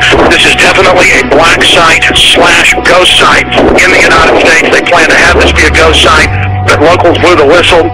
They were definitely going to try to become the police through the Two Rivers Authority, basically taking over the town of Hardin. This individual is tied in with high-powered Serb operatives. His dad is some type of high-ranking Serb, Chatar, but he won't give anybody else his name. Then you have this Hilton character. Again, that's a fake name. He's Serbian. There are German troops here, German paramilitaries, British paramilitaries, but they're keeping back from us deeper in the facility. Yes, I am in one of the black Mercedes-Benz SUVs inside the detention center. Becky is going to be, I'm going to be using the phone as a microphone so she can give us a live report. Becky, what about Blackwater connections? We've been hearing a lot about that, and the company and in several places has bragged that they have Blackwater connections. I've heard so many names that it's just absolutely phenomenal to me. We're not disclosing the name of our parent company, and that's it. We're not disclosing the name of our parent company. We stand alone. Oh, there's a parent company. Well, there is a parent company of American Police Force. There's an umbrella company. American Police Force stands alone as a corporation, and we are American Police Force. We are who we are. But if it's a secretive group owned by a secret group and it's headed by a 14-time felon, and then they were putting police decals on their vehicles the first few days, I mean, don't people have a right to be a little bit concerned about this, Becky? There are newscasts for saying they wanted this to be Guantanamo Bay West. That was on CNN. That was not American Police Force, and I'd ask you to go back and recheck your sources. That was too. So they've not been requesting to have this as a facility to hold detainees? No, sir, and please, everyone listen carefully. Two Rivers Detention Facility will not hold Guantanamo Bay nor other multinational offenders. We're a minimum and medium. Why do I see documents on the wall, blueprints saying foreign alien detention facility? This is real. This is a ghost site / black site that we have on. This is a FEMA center they want to hold. She was telling me, I saw blueprints all over the place, scanning them quickly. I was walking into the facility and she'd say, oh, don't take that, or don't show that. Where it was saying alien detention, troop barracks, processing facilities. She admitted they're going to do training to process people and to go out and set up checkpoints with CAT scan scanners, is the way she calls them, scan people's goods. So this is a huge processing center. I don't think she even knows everything. She seems pretty freaked out. She gets hired and finds out all this. And we went and interviewed bed and breakfasts because there's hardly any hotels here. At two of the places, they said, oh, absolutely. Germans, Czechs, Brits, a lot of Serbs, really hardcore-looking people, won't pay in cash, act really suspicious. They've been here for a year. I mean, this is insane what we're dealing with up here. And they're just trying to act like it's all fine. We're not going to go to our parent company. Everything's fine. Everything's wonderful. I mean, this is bizarro land. Well, court records from Orange County, California indicate Michael Hilton has a lengthy criminal past, including a 6-year prison sentence for a dozen counts of grand theft and other charges. And we learned just yesterday there's a warrant out for Hilton's arrest in Wyoming. American Police Force pulls out of contract negotiations with Two Rivers Authority. All right, Sarah Bradley joins us now live from the newsroom to tell us more about the latest development in this story. Sarah? Hey, Greg, Kathy. APF spokeswoman Becky Shea says it was a company decision to pull out. She says they learned things about the facility that made them lose interest in the deal.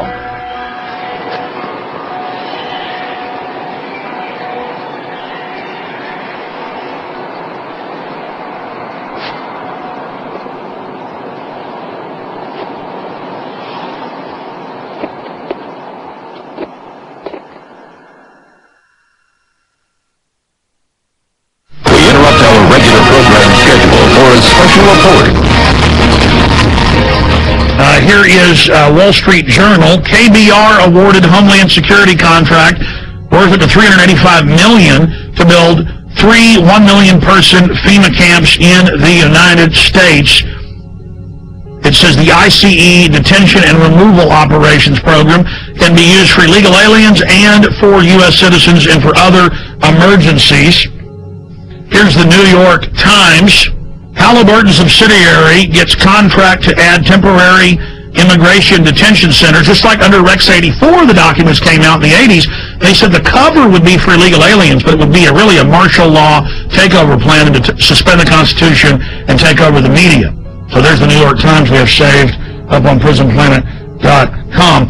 Also, George Bush reopened all the Japanese and German prisoner of war camps in the U.S. and put water in, light in, and then just have them set up and ready. That was in the CBS News. Bush to preserve World War II internment camps. So there's that article. Pentagon paying for fake news in the U.S. White House paying for fake news in the U.S. It's now in the tens of billions every year. This is what's going on. The fake news reports they produced and put on radio and TV that were made by the government. I've had Congress people on talking about how it's illegal, the fake news. All of this is being done. Fake polls, everything. How are they preparing the public? When I saw this at the time, I saw Tommy Franks and Cigar Aficionado. I saw Tommy Franks on CNN, Fox, MSNBC go, gee, I'm real sorry about this, but one more big terror attack, we're going to have a military form of government and martial law. I'm real sad about that, but that's what the American people are going to demand. That's the only thing that will keep them safe. Now, you don't expect him to come out and say, gee, we're going to have a military dictatorship. Militaries throughout history love taking over societies 99% of the time, and America's just been an exception. No, he's got to introduce it like, gee, shuck, I'm real upset, but it is the only thing that will keep us safe. The Constitution won't survive a WMD attack. And I said at the time, I said, he is part of the Pentagon's billions in fake news. That's illegal. The General Accounting Office has already ruled that they're paying off reporters and people to go on TV. I said, I bet my bottom dollar Franks is being paid off. Now they're rolling them out in the news. The camps will be for you when you're starving during the collapse of society, which is what the IMF and the World Bank have done to countless third world countries, and their own documents say they want to do it here. They have to fully bankrupt you so they can consolidate everything with the tens of trillions of fiat currency they're holding and hoarding of taxpayer money. And then once the riots start, which they're trying to push, they have Zygmunt Brzezinski on MSNBC, we played that the other day, saying, I'm really worried about these bankers. They're going to cause riots nationwide. Millions and millions of unemployed. People really facing dire straits. And we're going to be having that for some period of time before things hopefully improve. And at the same time, there is this public awareness of this extraordinary wealth that was transferred to a few individuals. And you sort of say to yourself, what's going to happen in this society when these people are without jobs, when their families hurt, when they lose their homes and so forth? As if he isn't one of the engineers of it. See, they know they've got revolution on their hands. They know that we did our job warning the people and exposing what was happening and putting all this information out, and people found out it was true. Here it is. This is from my film, The Road to Tyranny. I have 18 hours of this. I have them training all over the country. I have them teaching police to arrest anybody with a get us out of the UN sticker. This is what's been going on. Here it is. You're damn right, because think about the Christians, okay? Do you accept Jesus Christ, your Lord and Savior? No. What did they do? They took your head off. They beheaded you if you didn't accept Jesus Christ, your Lord and Savior. See, this is reality. Yeah, they're terrorists, but the bottom line is for them, they are not. When people are passionate about what they believe in, they become a very difficult enemy to beat. Who was the first terrorist organization in the United States?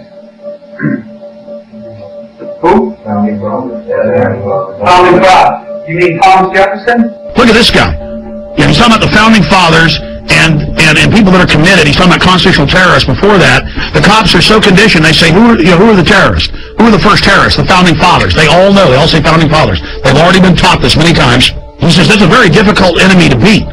No, you are the enemy when you become an enemy of the Bill of Rights, the Constitution, and let foreign bankers take us over. Play it again. The guys who we call our founding fathers, George Washington, Mr. Honest, who cut down a cherry tree and admitted it, is the same guy who signed death orders, if you will, on members of the British government, the British Crown, who they wanted to eliminate because politically they had influence in certain pockets of the United States, at that time the 13 colonies, and they wanted to divide and conquer. They may get a whole lot of civilians, and hey, I'm going to be honest with you, okay? If they killed 10,000 civilians tomorrow with a biological agent, that's too bad for them. You see, it was all about Bush was going to do this. No, Bush was a puppet. Just like Nixon and Carter and Reagan and Bush and Clinton and Bush and Obama, they're just puppets, and we always obsess over them, and the media acts like they're running something. It's the executive power held by the National Security Council. In fact, 3 weeks ago, they had an article about General James Jones and the National Security Council saying they've now taken over continuity of government, even from the executive and Homeland Security, and that this private group runs it all. And then General Jones was in the CFR website writing, I take all my orders from former national security heads, Henry Kissinger and the CFR. I mean, that's why in the last week there have been 4 mainstream news articles that we posted at Infowars.com and PrisonPlanet.com with Bilderberg group members like Etienne Davignon, the chairman of Bilderberg, saying, we set up the European Union, we set up the G20, we've set up the New World Order banking system. I mean, now they're openly bragging it's world government and they run it. But it is the awareness itself that will drive the change. And one of the ways it will drive the change is through global governance and global agreements.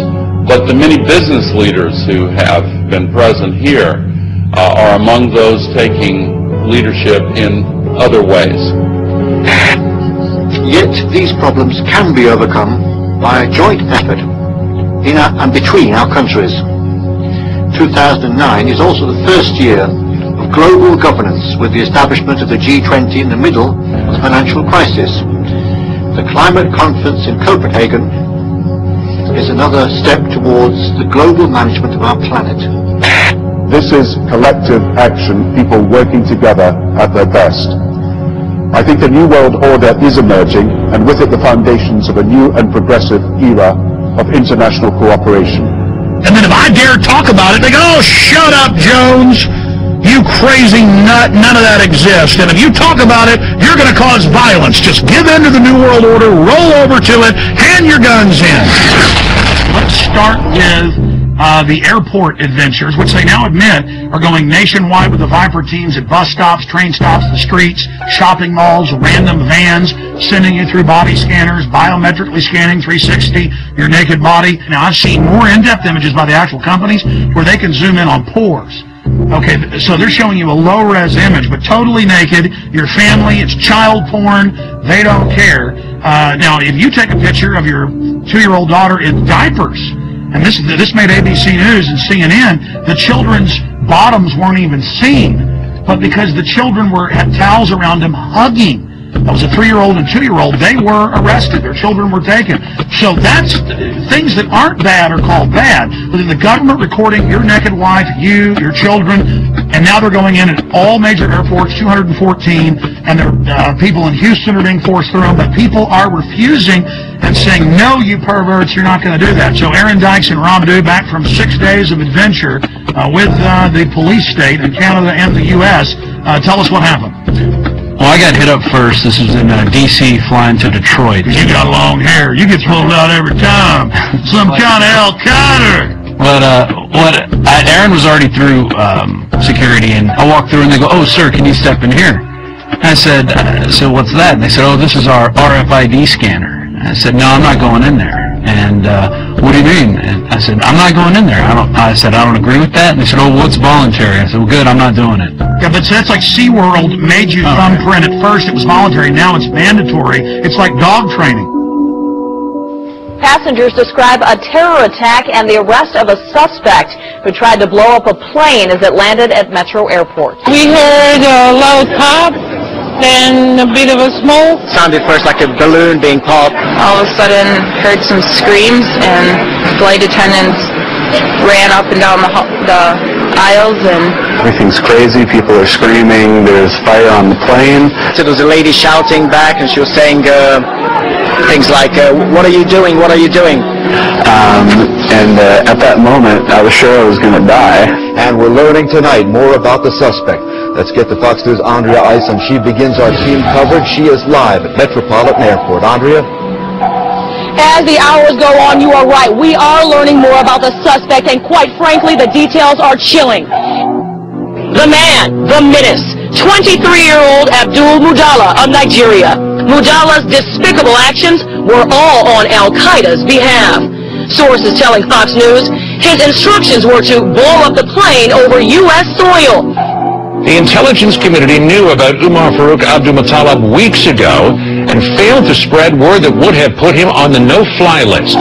The father of the suspect in the Christmas incident warned U.S. officials in Africa about his son's extremist views.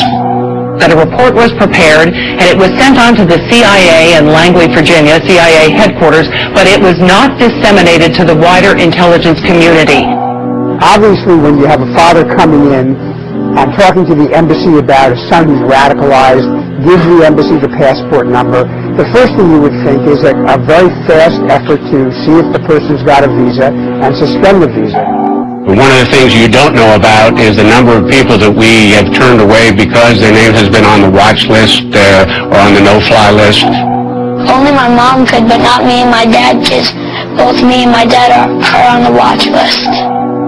Tough to believe, but 8 years later, we are still talking about connecting the dots and a failure to communicate.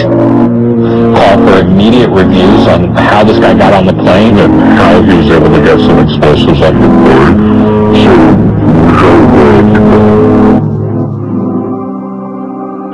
This is a controlled patsy. Facts are facts. You can have your own opinions, but you can't have your own facts. And we have this same pattern that we've seen again and again. We have these individuals that have very limited mental equipment, but nevertheless they're able to work miracles. In other words, they can do things that a normal person would never be able to do. You'd be arrested, you'd be questioned, you'd be searched, you'd be stopped in some way. He gets out of countries, he's disheveled, looks like he's drugged, stumbling around. I mean, this is classic. He doesn't get on any serious list for scrutiny or special search. And then we have this famous story of the well-dressed Indian who accompanies him. I saw two men, and they caught my eye because they seemed to be an odd pair. One was what I would describe as a poor-looking black teenager around 16 or 17, and the other man, a age 50-ish, wealthy-looking Indian man, and I was just wondering why they were together. Kind of strange. And I watched them approach what I would call the ticket agent, the final person that checks your boarding pass before you get on the plane. He gets from one plane to another thanks to this patsy minder, a patsy chaperone or patsy monitor. The only person that spoke was the Indian man, and what he said was, this man needs to board the plane, but he doesn't have a passport. And the ticket agent responded, well, if he doesn't have a passport, he can't get on the plane. To which the Indian man responded back, he's from Sudan, we do this all the time.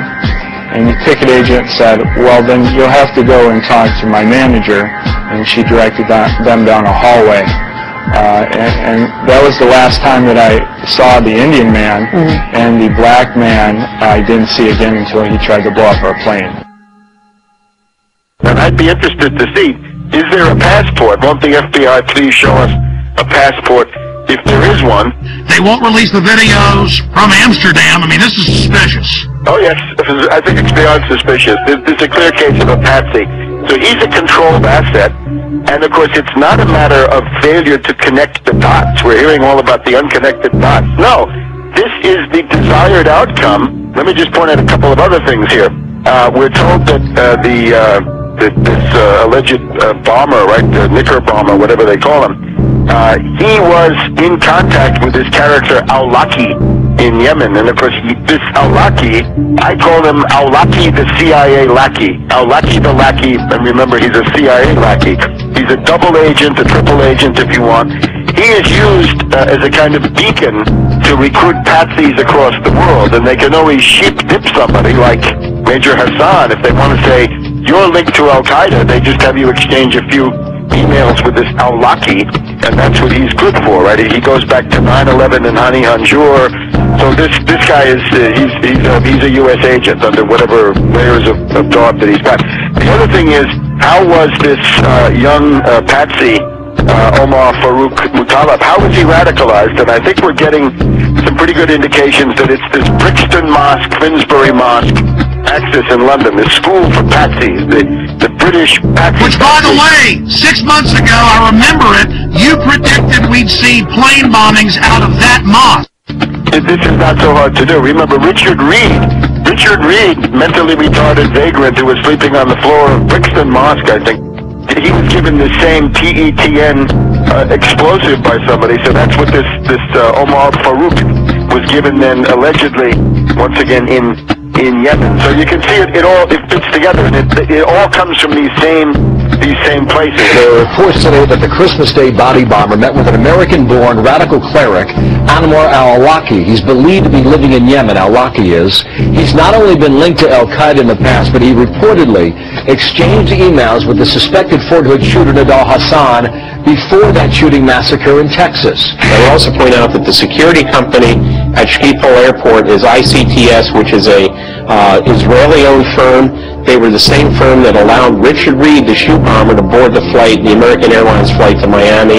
Same explosive material was found in his shoes as was found in Mr. Mutallab's underwear. They ignored the threats on purpose. Obviously, we had a lot of people sitting at home over the Christmas holidays, families gathered around a television set. Another terror attack, huge problems for travel now. When we talk about screenings at the airport and other protective mechanisms along the way, what should we be doing that clearly we're not? And the scanning machines that we currently are beginning to deploy in the U.S. that would give us the ability to see what someone has concealed underneath their clothing. These body scanners are the key, like these different psychological syndromes where people serve the abuser. Yeah, because that's where you have to get in. As to where this is going, it's not fun. It's degradation. It's the dehumanization of individual. So really, what they're telling you is not only do you not own your body, you own nothing. You don't even own the patents to your own genes. They're telling you you're a piece of property.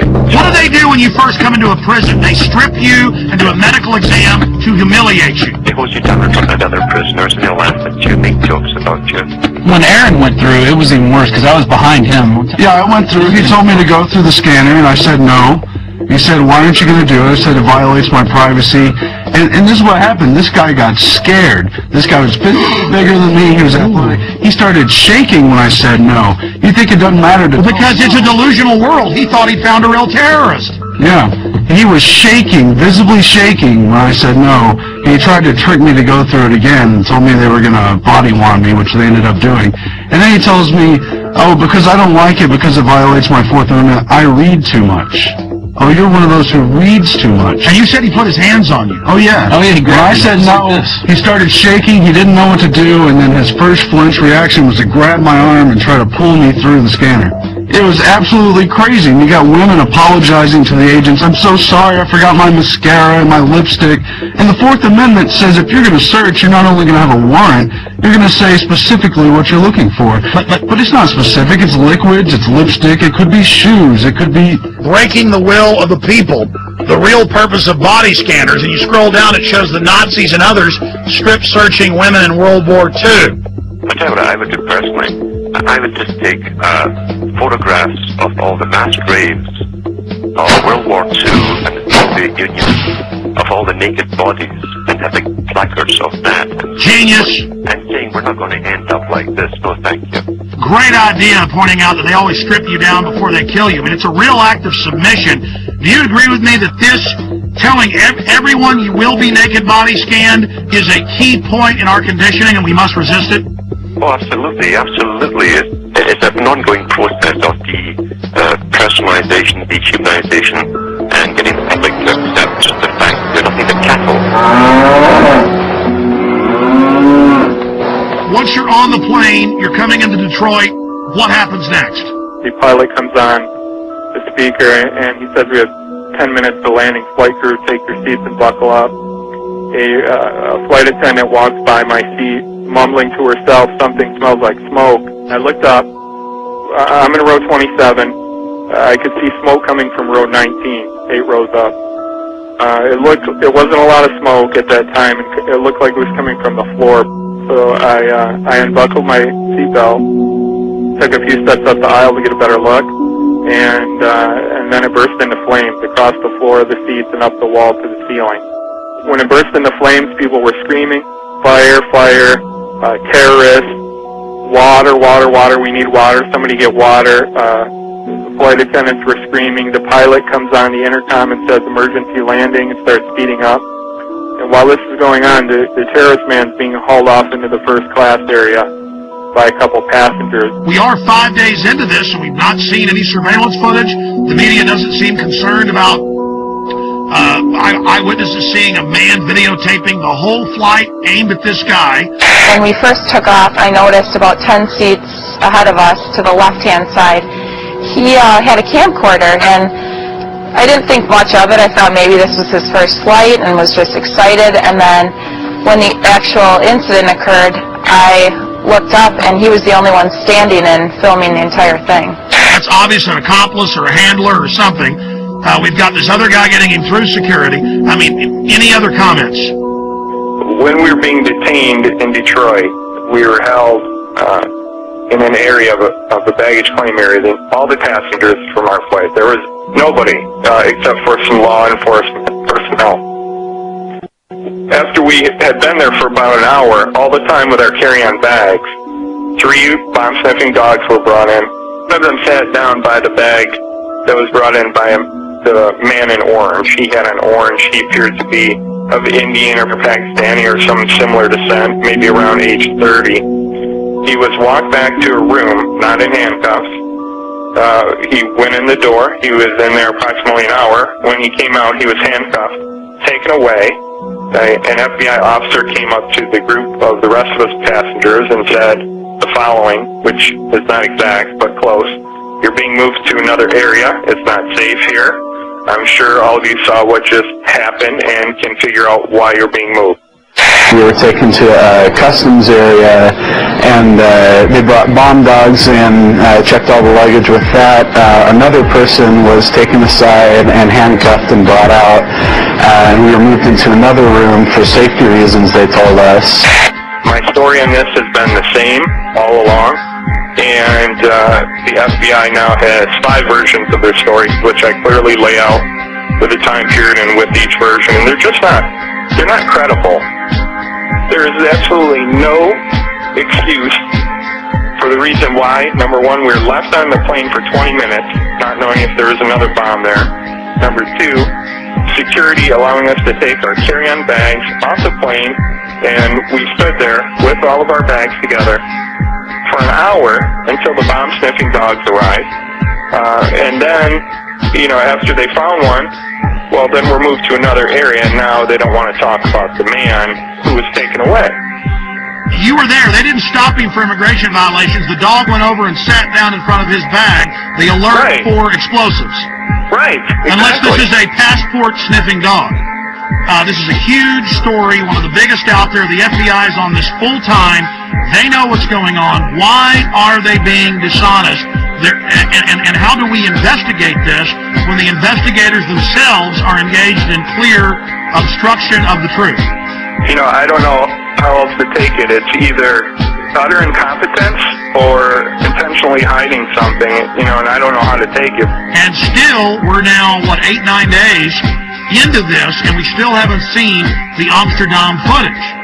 Well, and also, why aren't we seeing the video of when he's going through metal detector, passport check, and boarding? This is a modern airport. You'd think they would have video of all this of some sort. They didn't say, oh, we'll look at that. They just said, no, there was no one helping him, which is very suspicious, instead of just putting the footage out. If somebody robs a bank or holds up a gas station, well, there's video footage of the incident on the 11 o'clock news, usually that very night. If I'm not correct, Well, show the video. What are you hiding?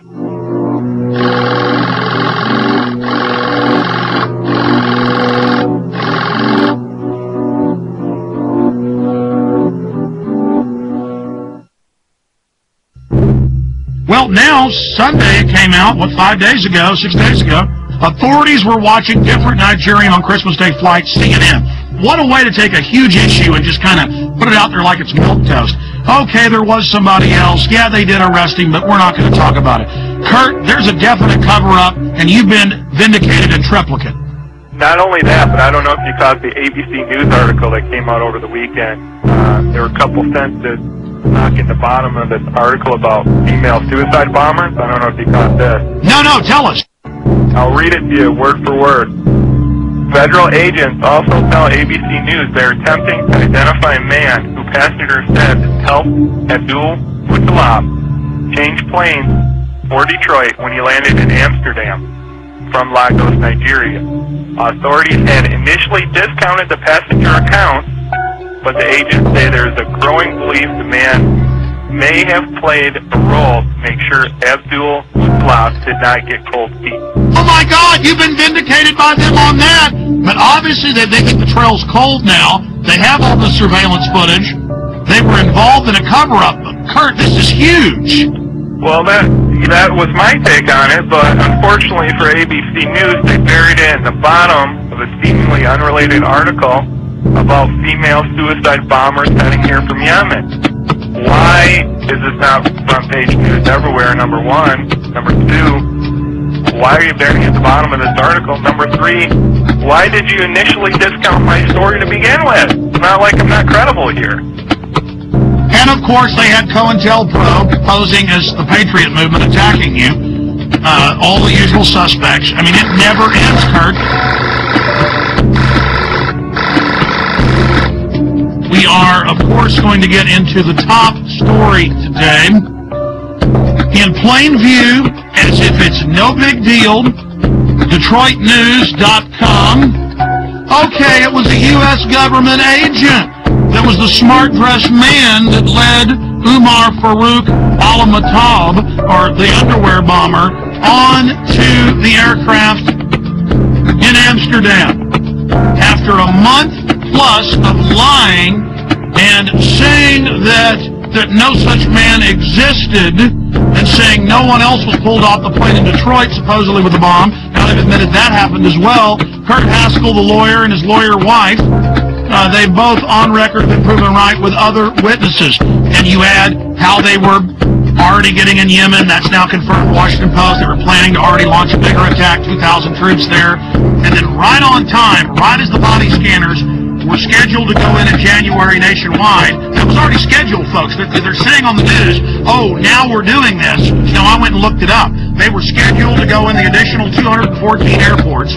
They were in less than 20. So although we have acquired these machines, they are not as widely deployed as they should be. In your current role as a consultant, do you have an interest in body scanners? We consult with all kinds of firms, including firms that do manufacture body scanners. You do have some interest in more sales of body scanners. As well as a lot of other security measures. But I would point out that I've talked about this for probably the last 3 years. Read what the scanners do to your body. And the TSA guys, again, you need to know why you're going to be dying in 5 years of cancer. Go ahead. And then we find this article about terahertz waves, which is what they use to do this scanner. This came in today. And according to one of their studies, I'm just going to read this real quick, terahertz waves are in the electromagnetic spectrum between microwaves and infrared, and they pass through non-conductive materials such as clothes, paper, wood, and brick. They say the forces that are generated by these THZ fields are tiny and resonant effects that allow the THZ waves to unzip double-stranded DNA, creating bubbles in the strand that could significantly interfere with processes such as gene expression and DNA replication. So step in the microwave. And of course the fools don't know that the reports you pulled up and I've looked at, these things are leaking. But the TSA guys are going to love dying of cancer. Oh yeah, this is fun. Surrounding it, they're all around it. The thing's right there. Well, see, that's kind of the good thing, though. See, evil always gets judged. These guys make excuses. They're going to make excuses about scanning naked children, scanning naked women and men. They're going to make excuses about how it doesn't hurt you. They're the ones that are going to die first. 8 hours a day standing around it. And I'm sad for them, but this is what they want. This is what they get. This is a test of the emergency alert system. Let's go ahead and play the clergy response team clip. Now remember, before this became national news, we got the secret documents from pastors who've been recruited by FEMA. We posted the secret documents with FEMA phone numbers. Train your flocks to turn their guns in. Train your flocks to go to FEMA camps. Train your flocks to take forced inoculations. People didn't believe us, just like they didn't believe the MIAC report. Then, suddenly, local news began reporting it, but like it was a good thing. Now listen, will martial law ever be a reality? And the preachers are there, being paid by the government, faith-based initiative, now continuing under Obama, to tell their flocks to do what they're told by the authorities, and the government's biggest threat is the American people. That's a quote. So this is specifically the pastors getting ready for us to go to FEMA camps. And there's thousands of pieces of evidence like this, and Glenn Beck's saying it doesn't exist. Here it is. Law ever become a reality in America? Some fear any nuclear, biological, or chemical attack on U.S. territory might trigger just that. And as KSLA News 12's Jeff Bell discovered, the clergy would help the government with potentially their biggest problem, us. From my cold, dead hand. Charlton Heston's famous declaration captures a truly American value, the overarching desire to protect our freedoms.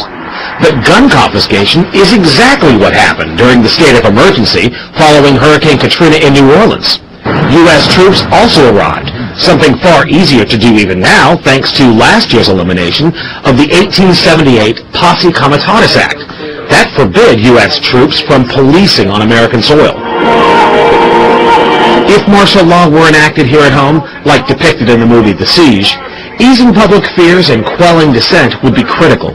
And that's exactly what the clergy response team, as it's called, helped accomplish in New Orleans. Jeff, the primary thing that we say to anybody is let's cooperate and get this thing over with, and then we'll settle the differences once the crisis is over. Such clergy response teams would walk a tightrope between the needs of the government versus the wishes of the public. In a lot of cases, these clergy would already be known in the neighborhoods in which they're helping to defuse that situation. For the clergy, one of the biggest tools that they will have in helping calm the public down or obey the law is the Bible itself, specifically Romans 13. Because the government's established by the Lord, and that's what we believe in the Christian faith. That's what's stated in the Scripture. Civil rights advocates believe the amount of public cooperation may depend largely on how long they expect the suspension of their rights might last. And see, here is Mother Jones. Should Obama control the internet? It says right here, Senator John Rockefeller, goes by J. Rockefeller, has announced they need to end the internet, that it's bad, and that private companies will have government hubs tied into them to snoop on everyone without warrants and to be able to shut down the web instantly. See, right now the government has to get warrants and go out and seize all the hubs. Here's another one. America's secret police intelligence experts warn the proposal to merge two Pentagon intelligence units could create an ominous new agency. And the head of cybersecurity just resigned 3 weeks ago saying the Pentagon and Homeland Security are taking over the internet and it's a threat to freedom in America. So their own guys quitting, saying this takeover is happening. All the radio and TV in the nation under the emergency alert system in 96, under federal law and executive order, FEMA is wired into the transmitters themselves and cable to take over all the systems and broadcast anytime they want. Before, the stations would tune to a signal themselves. Now that's out of their hands. All of that's going on. So see, they've got the preachers, they've got the citizens, they've got the military prepared for martial law, and they can remotely listen to you even when the cell phone's off.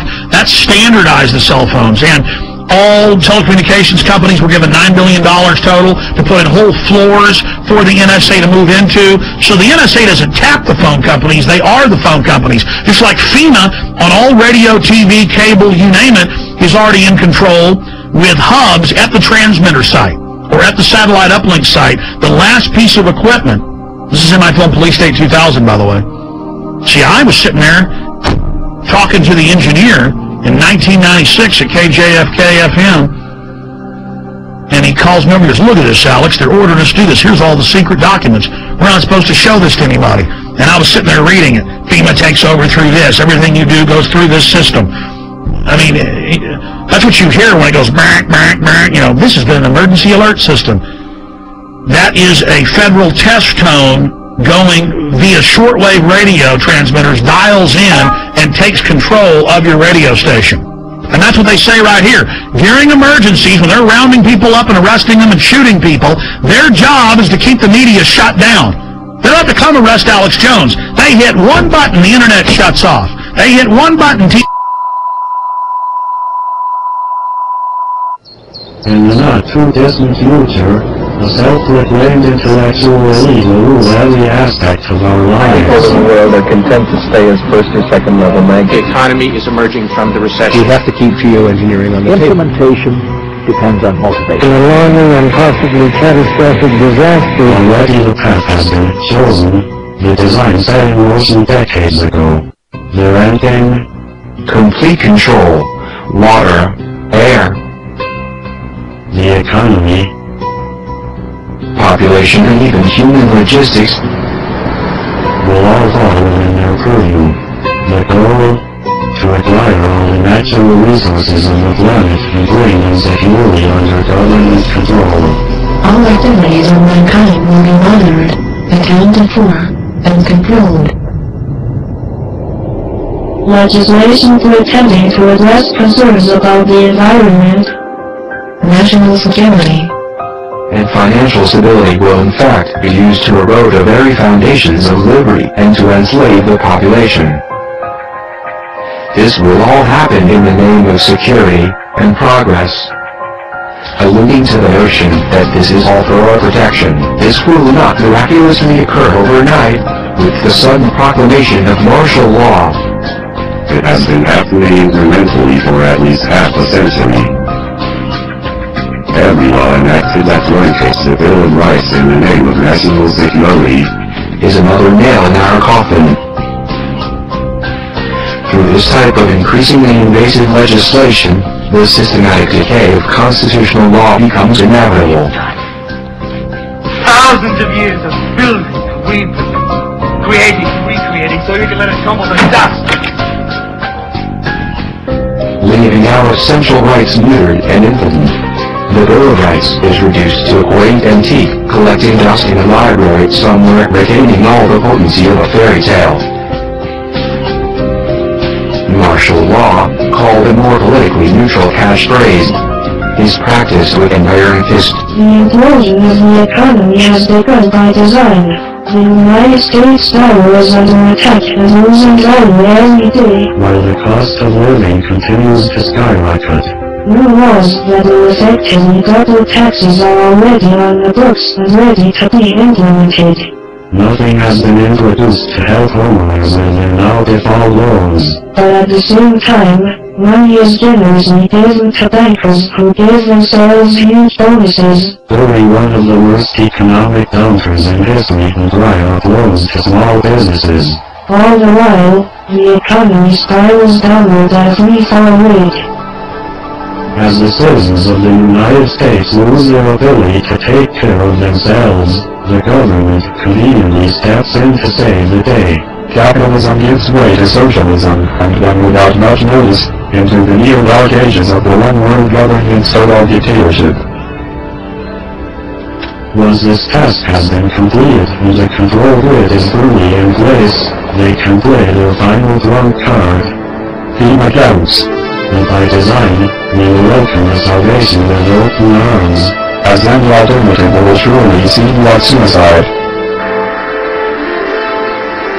Once we've been properly enslaved, they gain control of the rest of Earth's natural resources, humanity. America, here's what you need to know tonight. I'm, basically a rodeo clown. If you have any kind of fear that we might be headed towards a totalitarian state, Look for the trailers. FEMA prisons, FEMA camps. I want proof. If they exist, I want pictures. I lost sleep last night worrying about this story, thinking about this story. But when I see, 9/11 victims' family on television or whatever, I'm just like, oh, shut Well, up. yesterday we talked about debunking conspiracy theories. The only thing that I answer to is myself. And I just want to be able to look at myself in the mirror and also sleep at night. Glenn Beck, a year and a half ago, said that Ron Paul supporters should be arrested and that the army should be used against them if they were dangerous terrorists. Try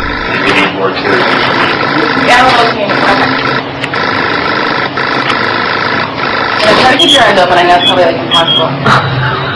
Or that's what I'd have you believe. It took me about a year to start hating the 9/11 victims' families. I don't hate all of them. I hate probably about 10 of them. Any of these 9/11 truthers who I've been telling you for years are dangerous. Guy Fawkes. This guy was a British terrorist who tried to overthrow the government by blowing up Parliament and killing everybody in it.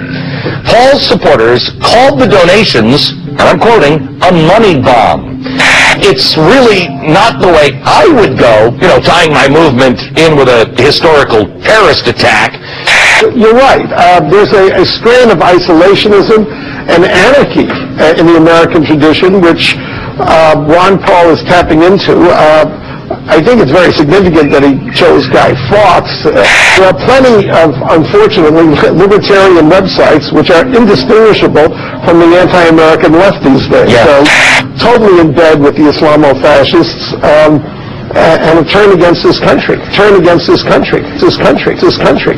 Where am I wrong? The Ron Paul Revolution.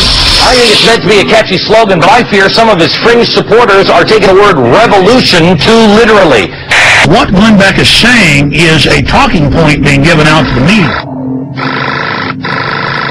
And this is going to drive the conspiracy theorists crazy. I'll add this. They're making me say this. Help! Because we were seeing Bill O'Reilly and Sean Hannity say it. We were seeing CNN hosts say it. We were seeing Joe Scarborough say it. And I said, that's a talking point.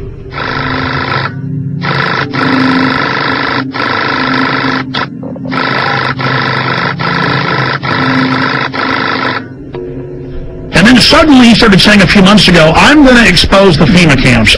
If these things exist, that's bad, and we will cover it. If they don't exist, it's irresponsible to not debunk this story. We have an independent group of this program looking into it, turning over every stone. I am going to bring you this story. He announced a few weeks ago, I'm going to have Popular Mechanics, the yellow journalist, on to debunk all of this. So I asked James from Popular Mechanics to do an investigation on several projects. The first one is the FEMA camp. Yes, and so we put a reporter on this, and what's so interesting here, we're waiting to really do a definitive deep dig on this. We don't like to just come out and say, oh, we've debunked it, after we've looked at it for 2 days. And how is Glenn Beck debunking it? I have predicted tonight, we'll see if I'm right, that he will do a straw man and focus on the websites that are getting it wrong. And what we did was we looked into these claims. You can't go and visit every one of the 600 sites that some of these conspiracy theorists claim. So we started looking at the ones that are most popular on the internet. And I said, well, look out, folks. He's just trying to get your confidence to then discredit it later.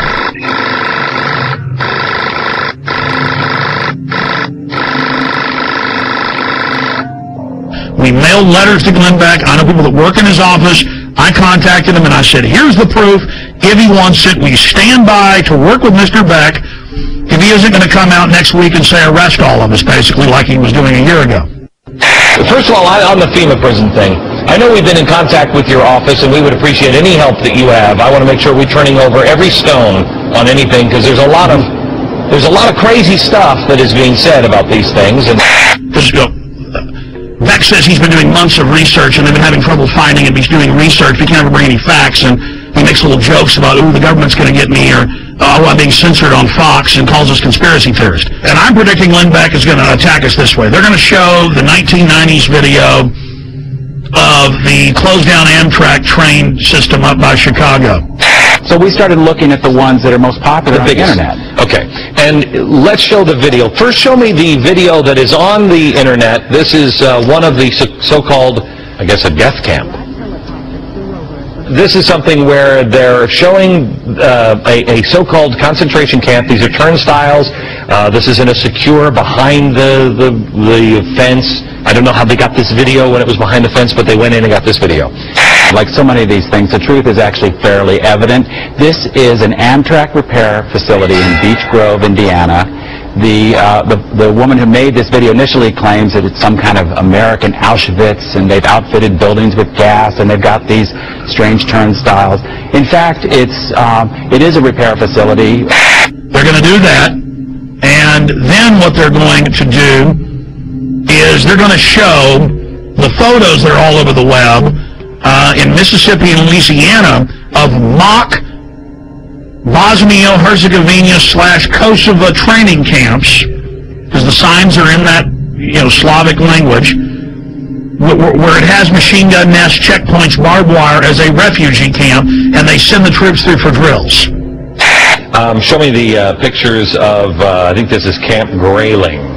We have the picture of the watchtowers. This is pretty spooky. This is where Americans are currently being held, I believe they're saying. Well, people say all kinds of things, and these pictures have been floating around the internet for more than 10 years. Okay. In fact, Camp Grayling is the largest National Guard training facility in the U.S. They train Army, Navy, Marines, and one of the groups they train is military police. And in fact, one of the functions they train them for is handling prisoners of war in a battle zone like Iraq. And they're going to say, see, people said this was a camp. It's not really a camp. It's a place where they're doing drills. Oh, see, this is really just an Amtrak train track. We went out there, and yeah, it's got barbed wire facing in, but it's not really a camp. Do we have the video with audio? Because if we don't, I don't really care. The video with the audio about the boarded up buildings with the gas chambers. Do you have that? In yet another fenced area, we see a large warehouse building at the end, with the electronic turnstiles in front of it. Okay. That, they were putting gas heaters of some sort in there. Right, and what we found out is, first of all, one of those buildings has been knocked down. The other ones were upgraded. Their heating system was obsolete, and more than 15 years ago. What am I predicting Glenn Beck's going to do tonight? What have I been predicting for weeks he's going to do? He is going to come out and say, look at this. This is just a regular prison. And they're taking photos of it and saying it's a camp. Oh, look at this. There's a kernel of truth. They have introduced a bill for during emergencies to have FEMA places for folks to go. I mean, they've got to do that, like Katrina. Oh, look at this. This is an Army training facility for a refugee camp simulation. Oh, look at what I know how they operate. I know how Popular Mechanics operates. I was right about Glenn Beck setting you up when he said he was going to expose the FEMA camps, and I said, you watch, he's going to debunk them. Well, trains, I believe Auschwitz had trains. I'm just saying, Jim. Well, once you go down that road, you can't really, if somebody's wants to be convinced of that, you can't really debunk that. I understand these people because he reads off a script, ladies and gentlemen. I know the sheet of music he's singing off of. I know the next line in the chorus. This stuff is scripted. So the establishment comes out and mixes some truth about FEMA camps and then makes jokes about it, mixing it in with patriots and gun owners are dangerous. He's currently doing that. And some of them get fooled by that. I challenge Glenn Beck. You claim you've been doing research for weeks on this and you can't sleep. Okay, buddy. Everybody's going to email you, your radio show and Fox News, the last 45-minute piece we've done. Your little staffers can watch that, and everything there can be Googled, pulled up from government documents at Army.mil and FBI and everywhere else, and then you'll have a clear picture of what's being set up and how they now have to orchestrate an economic collapse to get us to accept this as society breaks down.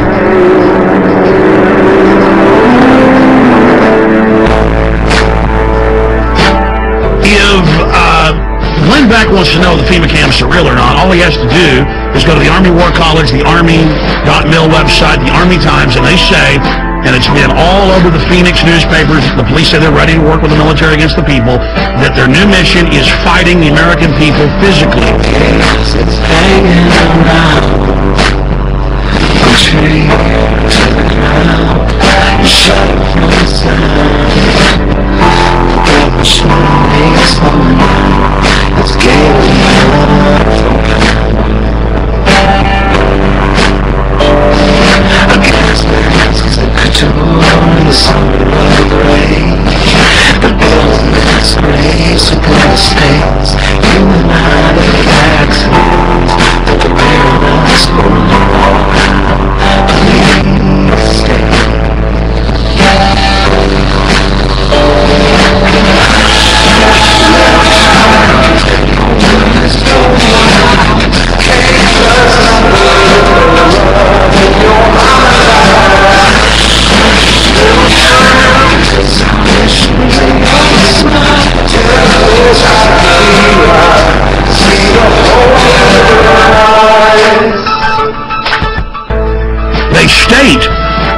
Congress has no authority during emergencies, and the president's basically absolute dictator. When Congress wanted to see the detailed documents, they were told you're not allowed to enter national security. When Congress is co-equal to the president, that is dictatorship.